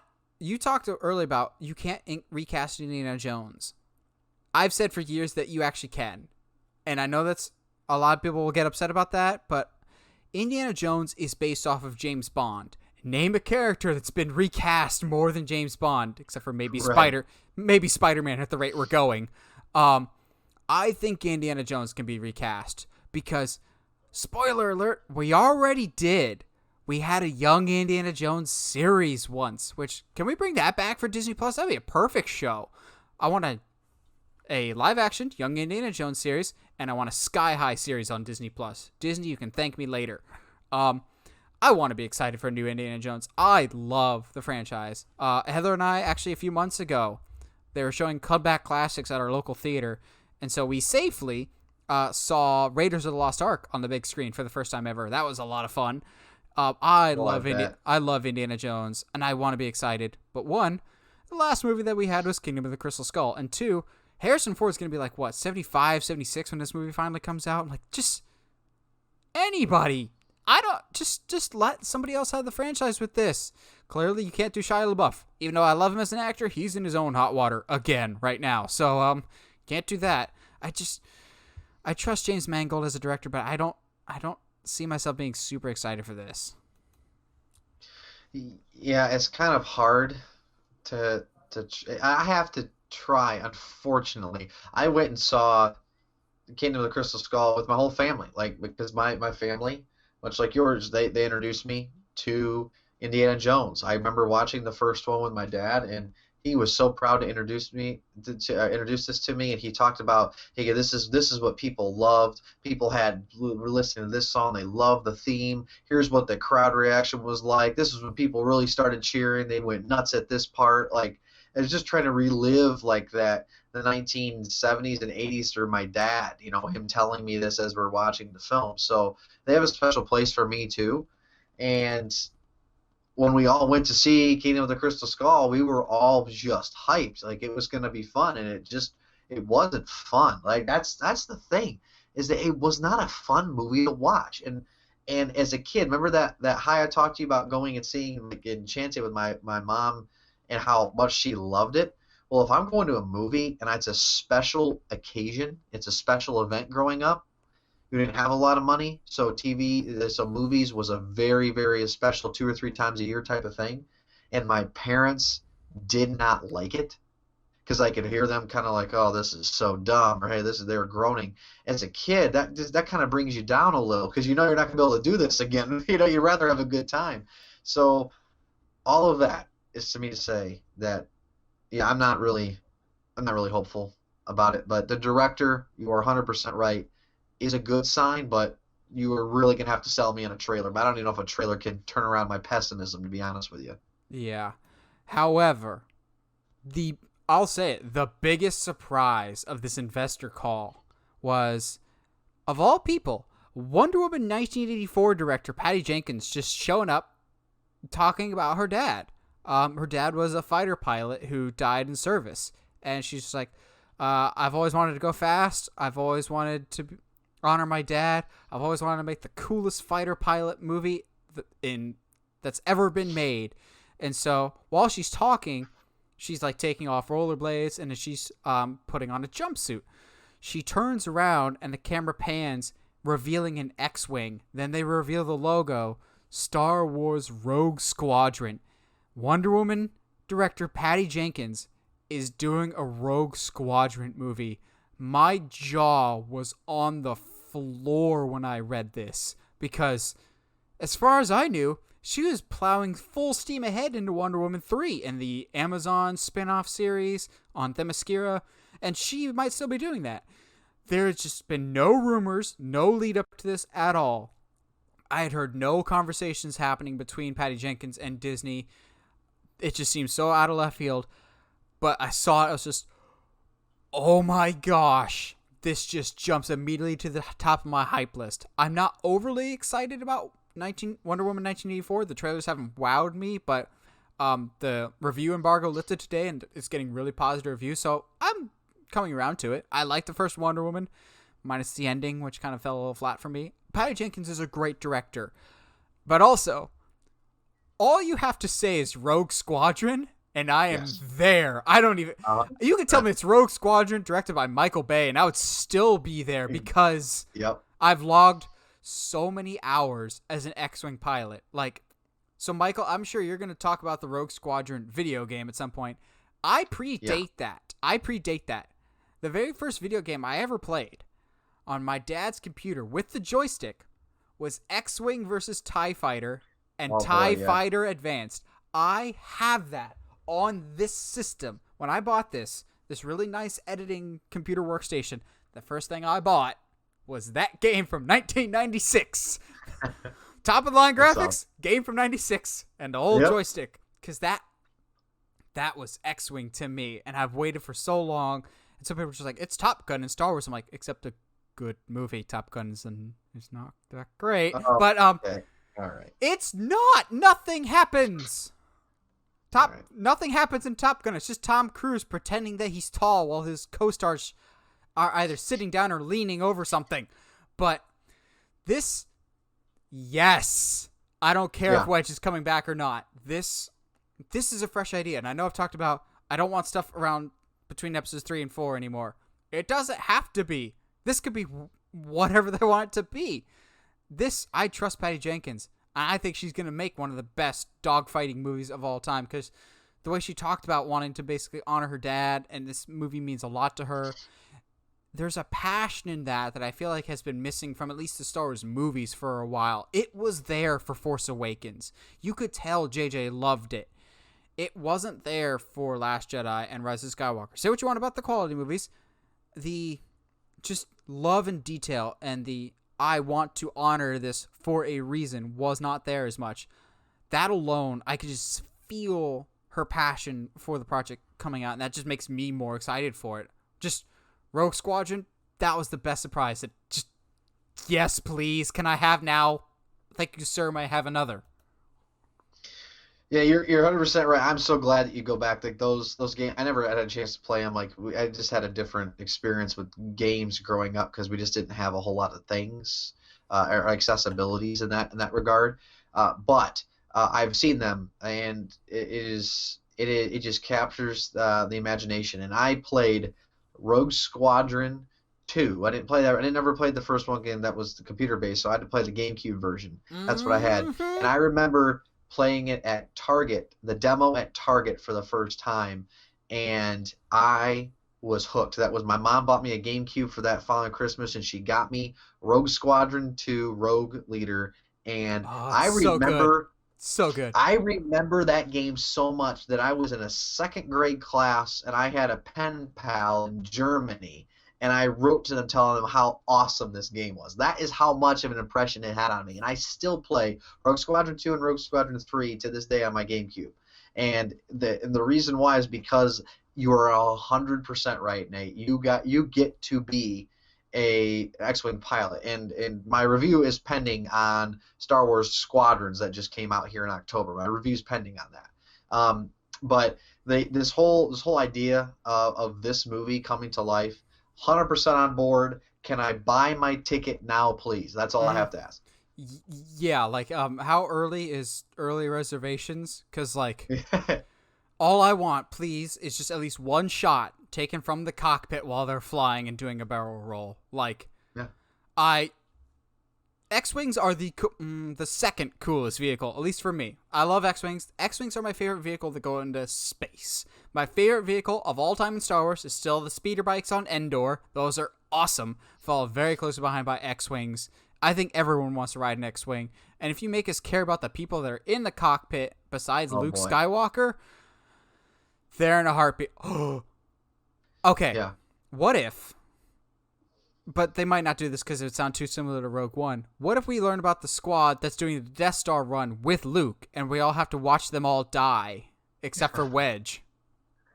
Yeah, it would be terrible. Yeah, it's probably. I mean, it's probably. I mean, really close to Inside Baseball, but you can focus more on them. And I don't know, like the fact that we're just like always going between 3 and 4, or sometime during 4. Like, there's a lot of material we don't know what happened between 4 and 5 and 5 and 6. I was going to say, set it And between 5 and 6. That was like, what is it, 6 yeah, months? 6 months to 9 yeah, months? Yeah, and actually, like in the actual Rogue Squadron games, there's a lot of cool stuff that happens between 5 and 6 and 4 and 5. But setting up for why don't you do a story if you want to do that? Set them up for the second Death Star and the Bothans. Why not make it? Why not make that Ooh, finally the thing where it's Rogue Squadron gets the Death Star plans from the Bothans? that would be cool. May- More than Yeah, anything, maybe don't make them human. Have a interspecies squad. I think that could be yeah, fun. We've 100%. focused so much on humans. Let's do some Twi'leks if we want. Um, Yeah, Rhodians. I don't care. Just Patty Jenkins. I trust you. This is awesome, and I can't wait. mhm. Now to close out the show, the big headliner, obviously, was Marvel. Marvel dropping some bombs of news. But not a lot of movie news. We'll save the big, huge one that I'm very conflicted about for last. I think most notable by their absence was Spider-Man 3, whatever it's going to be called. Now, I get that it probably wasn't going to show up because that's a Sony movie and they're just there to promote Disney movies. But the fact that they don't address anything about Spider-Man it's just odd. They're talking about their whole future of Marvel movies and they don't mention Spider-Man at all. I just thought it was odd to say the least. Other than Kevin Feige said, yes, that we'll be exploring the concept of the multiverse. I'm just going, tell us, please. You're just leaving us in suspense Yeah, here. right. But we got at least 3 separate trailers. We got a trailer for Falcon and Winter Soldier, Loki, and a new animated series called What If, which is basically going to be taking all the movies in the Marvel Cinematic Universe, putting them in animated form, and changing one key aspect about them and asking, what if? Like, the first episode will be Captain America, the first Avenger. What if Peggy Carter got the super soldier serum instead of Steve Rogers? So that's your story for that one. Or they have one with Guardians of the Galaxy. What if T'Challa was Star-Lord instead of Peter Quill? I'm really excited for What If. I have somewhere in my desk space over here, I actually have a bunch of What If comics from my uncle when I got a whole bunch of his comics. I like this idea of thinking outside the box, of they're not canon, of just what if something was different. I don't think they will, but I would love it if for the Spider-Man one of what if Spider-Man had 6 arms like they did in the comic for a while there when Spider-Man had 6 arms. I think this is really, really cool. What if also will have the return of almost all the MCU actors except for Chris Evans and Robert Downey Jr. I don't think they're coming back. Chadwick Boseman is voicing T'Challa. That will be his final performance that we get to hear. I thought that was an outstanding trailer, but it's not the show I'm most looking forward to. If you had to guess, what do you think I'm most looking forward to there, Michael? Well, I would imagine well, actually, that's a great question because knowing you, I don't know. I was blown away by the Loki TV series. Is that by chance yours? Nope. I No. will say, the Loki trailer won me over more than it did. Like, I have not been high on the Loki series. I've just, it's whatever. It does look cool. I'm more hyped for it than I was before. And maybe it's because Owen Wilson's there with a mustache and he hasn't said wow yet, so I gotta wait for that, and then I can leave the show. But actually, no, in all seriousness, I do think the Loki trailer looks really, really awesome. As a Spider-Man fan, I was a little worried at one point in the trailer when there's like a stone, like a glass panel or whatever, and it looks like a devil, which kind of looks suspiciously like Mephisto, who's a Marvel villain that's been rumored for a while, which as a Spider-Man, I'm going, no, no Mephisto, no! Because Mephisto is responsible for one of the worst Spider-Man story arcs of all time, and please don't bring that to the MCU, please. But yes, I like the Loki trailer. What about the Loki trailer stood out to you? It's just wacky, and it has a little bit of a dark twist to it. Like it is not something I expected. I thought of like a Loki trailer, like him, like I don't know. I didn't expect it on an alien planet and something like him getting into like this mystery thriller, whatever. Like the way they pitched it, I'm like, okay, if that's the route you're going, that sounds amazing. Like I just expected him to try to use the Tesseract to alter time. I thought they were gonna go for him just trying to get back at his brother because that's has always been his motivation. But if you take Mm-hmm. him outside of his element, because clearly he has plans, he gets stuck and marooned on this place, and he's like, "What am I doing here?" And now, so like the audience is like thinking exactly like him, like, "Well, this isn't what I expected." So you can actually have fun with it. Because it has served all of my expectations. That's why I loved it. The WandaVision thing for me, because I've already seen the trailer. I've actually not been following this very well, so I've always been confused on what this show is supposed to be. But the idea of like the whole sitcom thing from the 50s, 60s, it being more of a facade, and it kind of it's like you're implementing her powers and of like this what she would want things to be kind of type of thing, and like it's fantasy versus reality with Vision, like that hooked me because I was not hooked by WandaVision, but I suspect was Nope. that the one? Okay, well then That's all right, you're gonna have to tell me because I'm sorry, I'm lost. WandaVision is my like least anticipated show. I don't know what it is, but it just is not grabbing my attention. No, my most anticipated show and has been since they announced it, Falcon and Winter Soldier. I Okay, all right. cannot wait for this. I'm not the biggest Winter Soldier fan, but I'm one of the biggest Falcon fans. I love Anthony Mackie in the role. I've loved Anthony Mackie ever since I saw him in The Adjustment Bureau, which I still think is very underrated, Yeah, even if it very is good a film. little confusing. Um, Captain America: The Winter Soldier is still to me the best MCU movie of all time. I love The Winter Soldier, and I think a big part of that I'd agree. was the supporting cast. Like Falcon was great, good introduction at least for the Winter Soldier, even if he might not be my favorite character. But judging by this trailer, I think that'll change because Anthony Mackie and Sebastian Stan have such fantastic chemistry already, and you can tell that already on the show that they're continuing that great chemistry. I thought the action looked phenomenal. I love the wardrobe. Like, their suits look awesome. I love the premise of, yes, you, Captain America, gave the shield to Sam to be the new Captain America. Well, what if the shield wasn't yours to give away? Is that still, are you still the new Captain America, Sam? Like, there's clearly a new Captain America in U.S. Agent that the American government wants to say is the new Captain America, but that's not Steve's wish. I like that concept. I like Zemo coming back. That excites me a lot. I think it's just the show, that trailer's further solidified it for me. I was already excited, but this got me more excited. But we've got other series coming.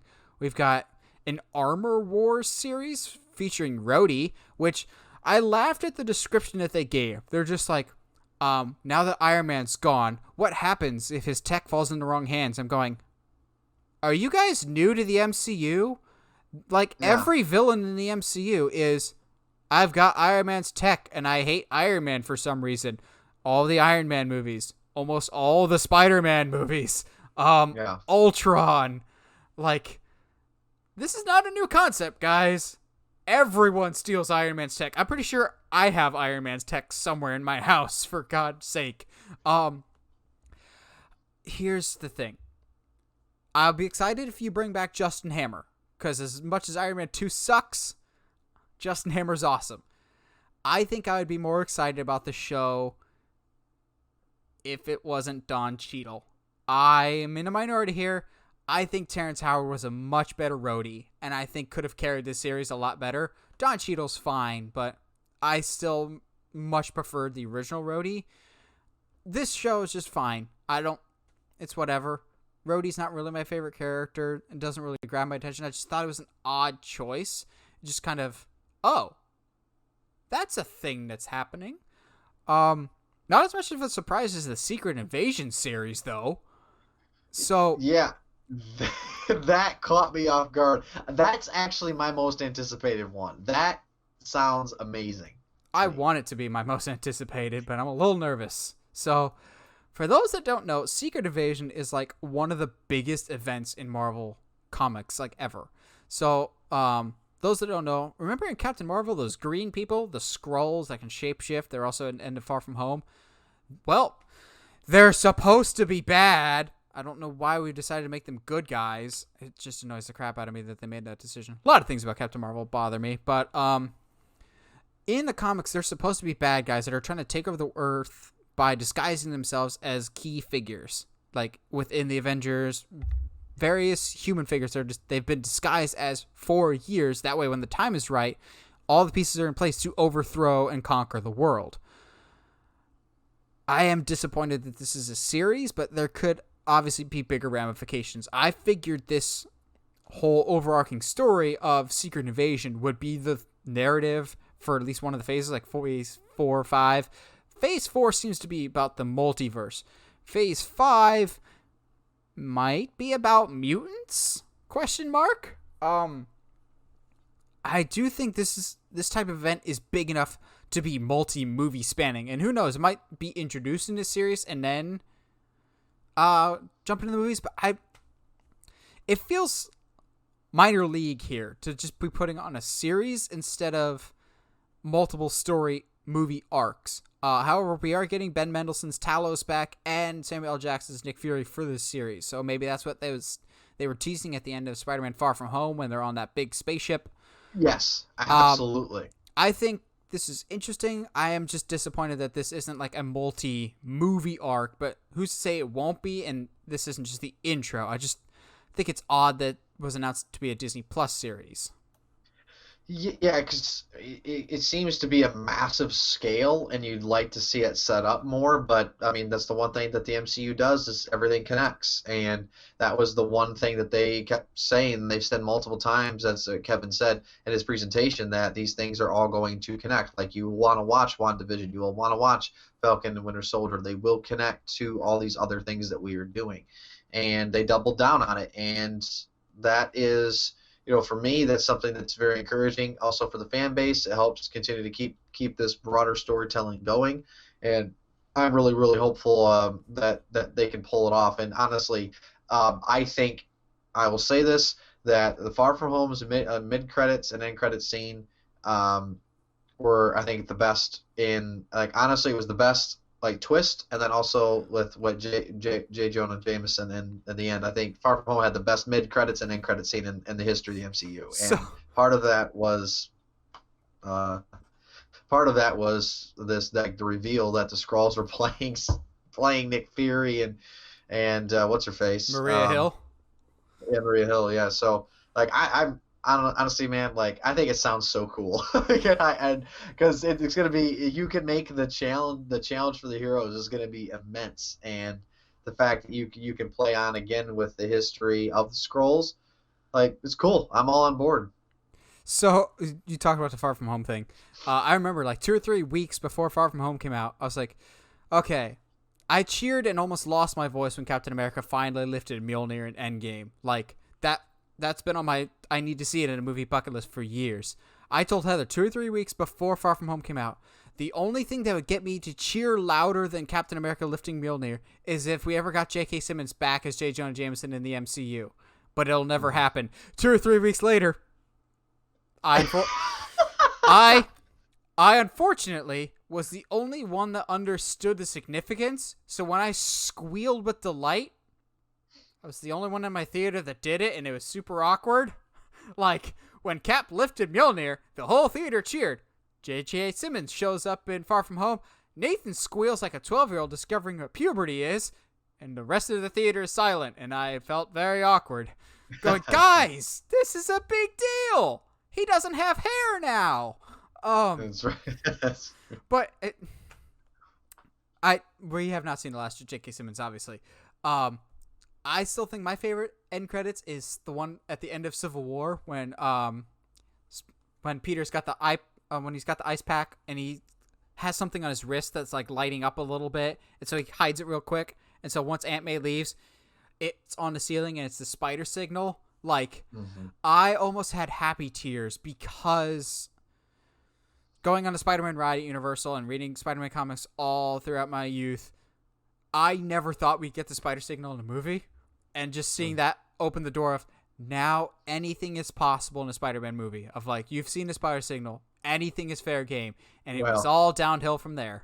It's and you can, anything is coming, by the way. Anything is coming. There's a slogan for 2021. Ooh, yeah. So, from there, we've got some more news about the She-Hulk series. We did get confirmed casting that, I forget what the actress's name, but the one that we've reported is going to be She-Hulk, is confirmed to be She-Hulk, with Mark Ruffalo returning, but more importantly, Tim Roth's Abomination is returning from 2000 2011, 2010 or What a callback. 2011's The Incredible Hulk. Like, yes, you brought back Thunderbolt Ross in Black Widow and Civil War, but Abomination? I thought Disney was forgetting about Incredible Hulk. Like, that Yeah. really shocked me. I'm fine with that.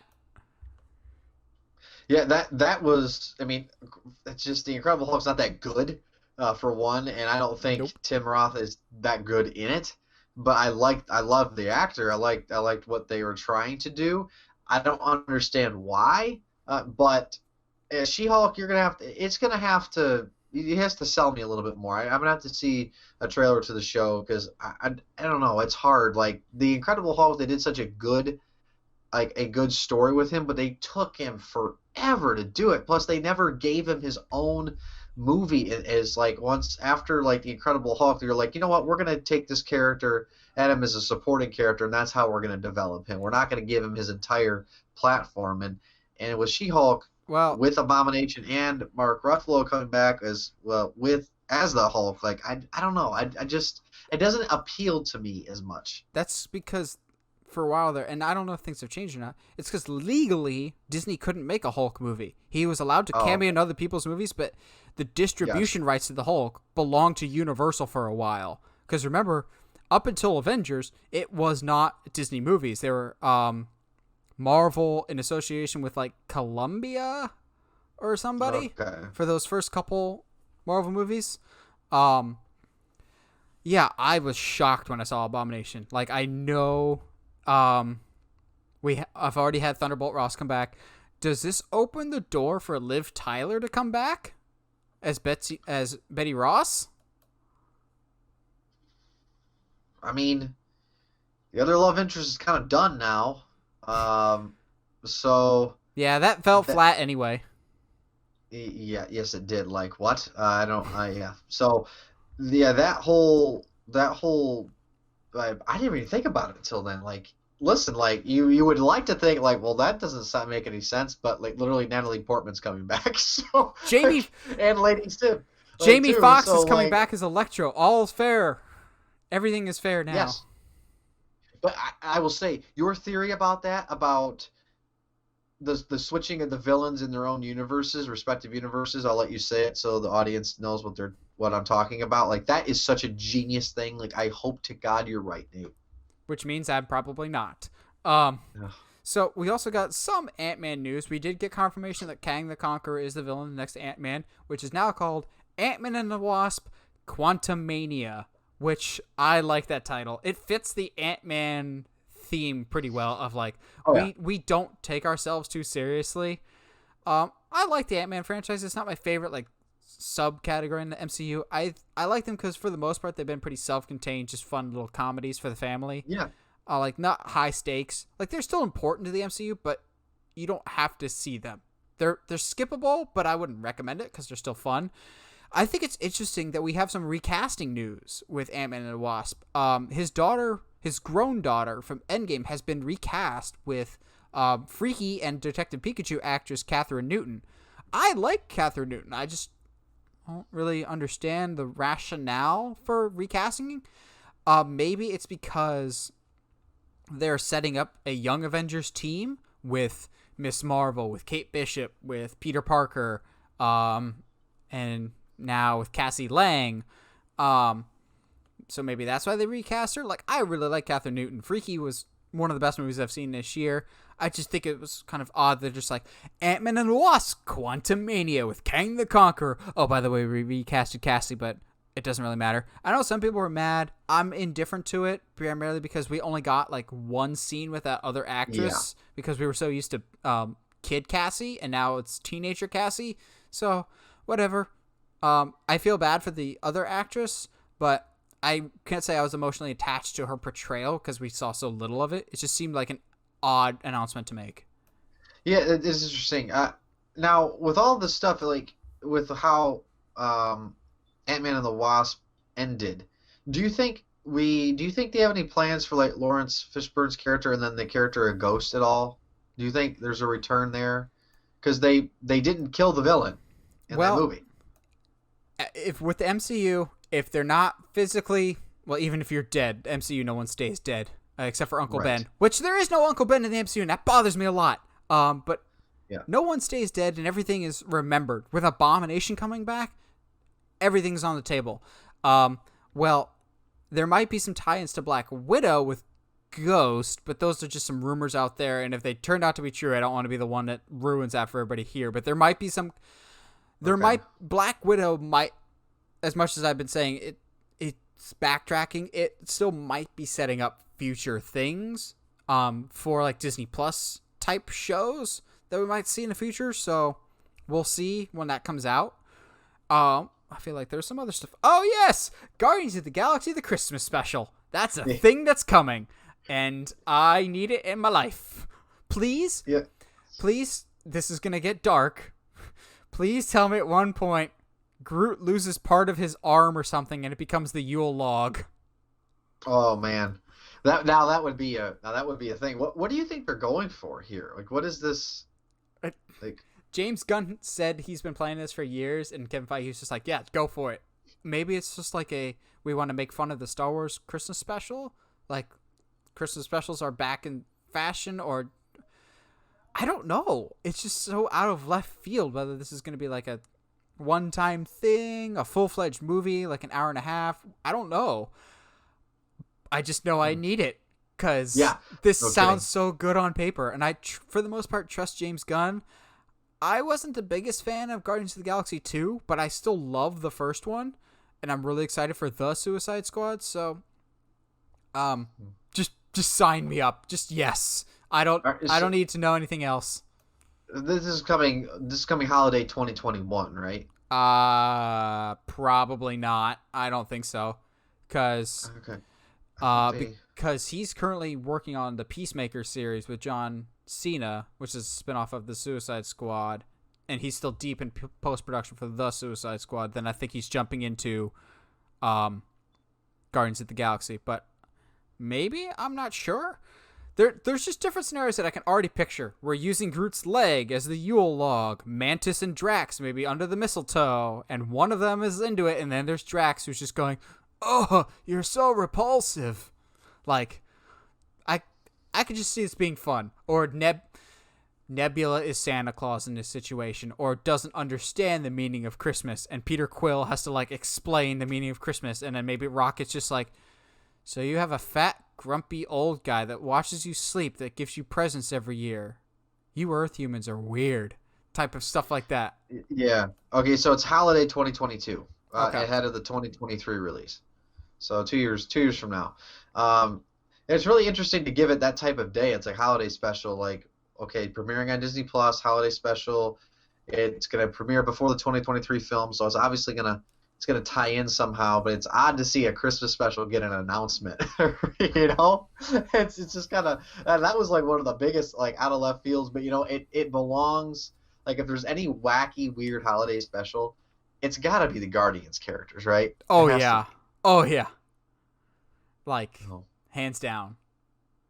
They're the only ones that it like really makes sense to me. And I think they might call it the holiday special, one, so no one gets offended, but two, who says it has to be Christmas? They could be on some other planet that just, like Star Wars, it's never called Christmas. It's Life Day. Thanks for I'm reminding y'all about that thing. This could be a lot of fun. I trust James Gunn quite a bit. Now, the big haymaker, the big announcement, which we all kind of saw coming to a certain extent. And it was a roller coaster for me when this got announced. I got super, super, super excited because I've been asking and clamoring for this forever, and I even pitched my own story idea for how I want this movie to go down. And then just as quickly I came crashing back down to earth. It was unfortunate. The Fantastic Four is coming to the MCU. Directed by the guy that brought us the Spider-Man movies of Homecoming and Far From Home. I'm not going to lie, that let out so much air out of my excitement balloon. John Watts is a perfectly competent director.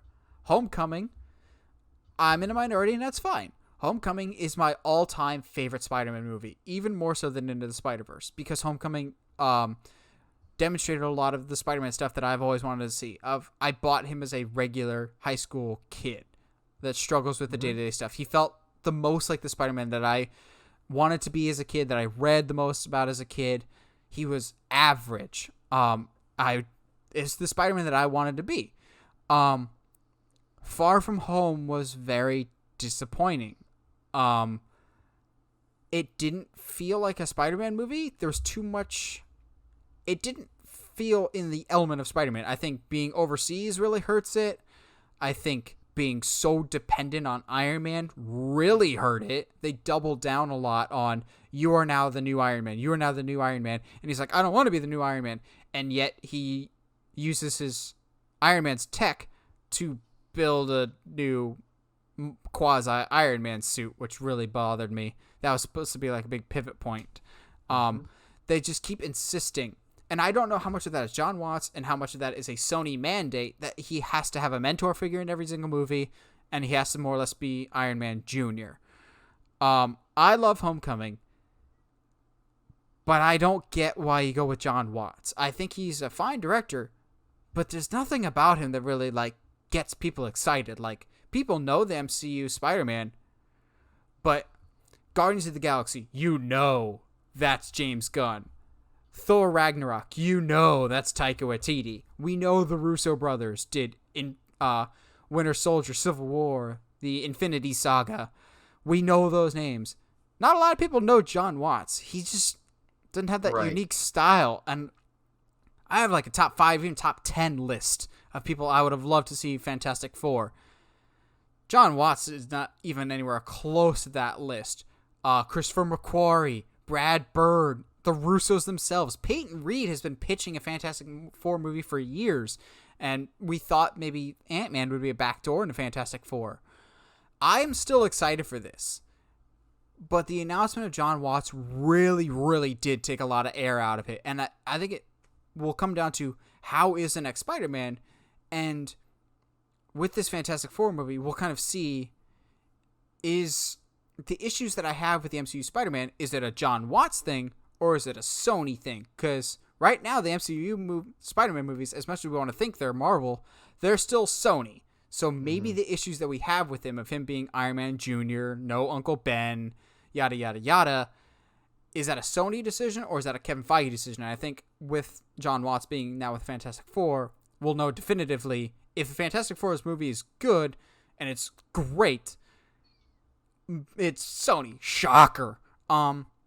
But this is obviously the big headline. We are finally getting the Fantastic Four in the MCU. Michael. Wow, haven't done that one in a while. I was thinking about my story pitch and his story pitch. Which, for those that haven't seen it, Josh and I did story pitches for the Fantastic Four. Like, full-fledged, half an hour. We put a lot of time and effort into it. I'm particularly proud of my Fantastic Four one, so check it out. I think you'll really enjoy it, of what I would like to see the Fantastic Four movie be. But Michael, you see that we're getting a Fantastic Four movie. Thoughts? Well, to credit you on how much work you put into that Fantastic Four pitch, I just hope he finds that video and decides to do that story, because that was so well done, and I would encourage all of you listeners to go and find that. Uncharted Media, Fantastic Four pitch. Well, amazing. Well, Lucasfilm never found my Episode 8 and Episode 9 videos and did their own stupid thing instead of doing my pitches, which they should have done anyway. But, listen, they learned their lessons. So okay, they'll copy my Fantastic Four this time. Yes, exactly. I really hope something like that comes from it. And, I'm rather indifferent on this. I don't have those deep connections, and I haven't really thought in that regard, because I've actually liked both Spider-Man movies. But it's interesting because I haven't wanted to go back and watch Far From Home. I think that's the biggest thing. And I know there's a reason for that. I know. But I still think it's a good movie. I should clarify. I don't hate Far From Home. I think it's just such a massive step down from Homecoming, and I think it starts pivoting the franchise even further in a direction that I don't want it to go. But I still enjoy both of them, but I think you bring up a good point. I don't have a desire to go back and rewatch Far From Home like I do with almost any other Spider-Man movies not called Amazing Spider-Man 2. Yeah. Yeah, it's kind of weird because it's really not necessarily all about Spider-Man, even though there's a lot of good, great character development I think still done in there. Um, yeah, Fantastic Four. It just for me, considering what we've gotten in such recent memory and what they're doing, like I want it to feel different. I want it to feel. I want it to have a little bit more gravitas to it. If you understand what I'm saying, like I would love it to have like yeah, this is Marvel, but this is a different type of family. Like this is a they're still gonna exist obviously in the same universe, but I just like you said, Christopher McQuarrie, like the way he shoots and directs his films, like it'd just be such a breath of fresh air. So you're right, and they're keeping it in house. So I'm not rushing, and I did not really get excited. It was kind of like yeah, we knew that was coming. It's not a big deal for me. Like Fantastic Four, for me it's kind of like well at least they're not doing something crazy like, well, hey, since Captain America's dead, why don't we just use Chris Evans as the Human Torch? That would be Which we've seen everything. which brings up the good question of if it was up to you, who are you casting? Oh gosh, it's not. Listen, after you see all the mock-ups, it's hard not to want the best Hollywood power couple out there, with John Krasinski and Krasinski, Emily Blunt. Yeah, Krasinski, yeah, it's Krasinski. hard not to see. Um, but let's say you did get that. I listen, I like would who? die a happy man. Yeah, I mean, I don't know who I would personally like for like the Thing and Johnny, but for me, I don't know, man. I'll have to answer that another time. I haven't given much thought to it because I'm just Fantastic Four. I'm fatigued from that, Mm. just the attempt, honestly. And I know these are going to be far away, but I don't know if this was needed. Like this whole event was packed. Did you need to announce it? I don't know. I don't. I think that was just the push it over the top of we need to push the stocks to even higher levels. Oh, the Thing, it still makes me mad that he unfortunately will be in the MCU, even if I think he's gonna die off very, very quickly. Um, David Harbour from Stranger Things, I think would have been a great Thing. Oh Um, wow, yeah. and I'm still kind of partial to Zac Efron as Johnny Storm. I think that would be really good. If I can't get him as Nightwing, I think he'd be a really good Human Torch. But I'm also a big fan of maybe going even younger and having someone around Tom Holland's age because I'm so familiar with Human Torch and Peter Parker being such good friends and doing adventures together. And I would love a Human Torch Spider-Man team up. I know people are like Spider-Man and Daredevil. Nah, Spider-Man and Human Torch, please. That'd be great. So maybe somebody younger. But I'm also not opposed to mixing up the races. Like I know people got all mad when they cast Michael B. Jordan in the 2015 Fantastic Four fan four stick. That movie's awful. But Michael B. Jordan's performance as Human Torch was probably one of the few good acting performances in the whole movie when no one actually really gives a crap. So if you wanted to mix things up, go for it. Which there might even be precedent for that because Jonathan Majors, who's playing Kang the Conqueror, is a descendant of Reed Richards and Sue Storm, and he's black. So maybe you need that. I don't care. I would like John Krasinski, but as long as you get somebody of equal or greater talent, I'll be willing to accept it. I know a lot of the internet won't be. They're basically ride or die with Krasinski, and after watching A Quiet Place, it's hard not to see that. Right. But I really want it to be Krasinski, and I think he has teased it enough. The fans have teased it enough. I actually think that one might happen. I think he's more likely than Emily Blunt. I could see one of them. I don't know if we're lucky enough to have both of them. I still think it might be him. I think it's too soon for Doctor Doom. I know in Josh's pitch, he teased Doctor Doom's appearance, and I may have teased it again. Check out our Fantastic Four pitch. I teased it a little bit, but I think you got to wait on Doctor Doom. He's such a big thing. You've messed it up time and time again, just like the Fantastic Four themselves. More than anything, I'm excited because Fantastic Four means at some point we can get Silver Surfer. And if we get Silver Surfer, we can get Galactus. I think if they ever decide to put a bow on the MCU and just kind of like after 50 movies, we're done. 50 movies. That's it. That's our golden box set. And you need to go out with style. Galactus is your final threat. Like, whatever they do, I always think Galactus needs to be the final bad guy you ever have, because if you do him too soon, no one's really on par with that. It would be like if Avengers opened with Thanos and then the next movie was Loki. The stakes aren't as high. Like, after you do Galactus, there's really nowhere to go after that, really.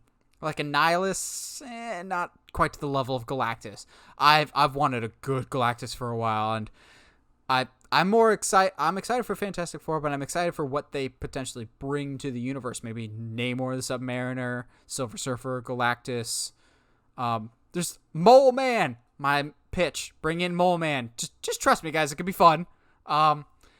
Just Fantastic Four. I trust them to get it right. I still have a lot of question marks about if John Watts is the right person for this. But maybe Kevin Feige sees the restrictions that John Watts was able to work through that Sony was imposing on him. We don't know the full situation of what is John Watts' decision and what is Sony's decision. So maybe Kevin Feige is like, hey, you've made the best out of what you were given. Let's see what you can do with no restrictions whatsoever. So maybe that's what's happening here.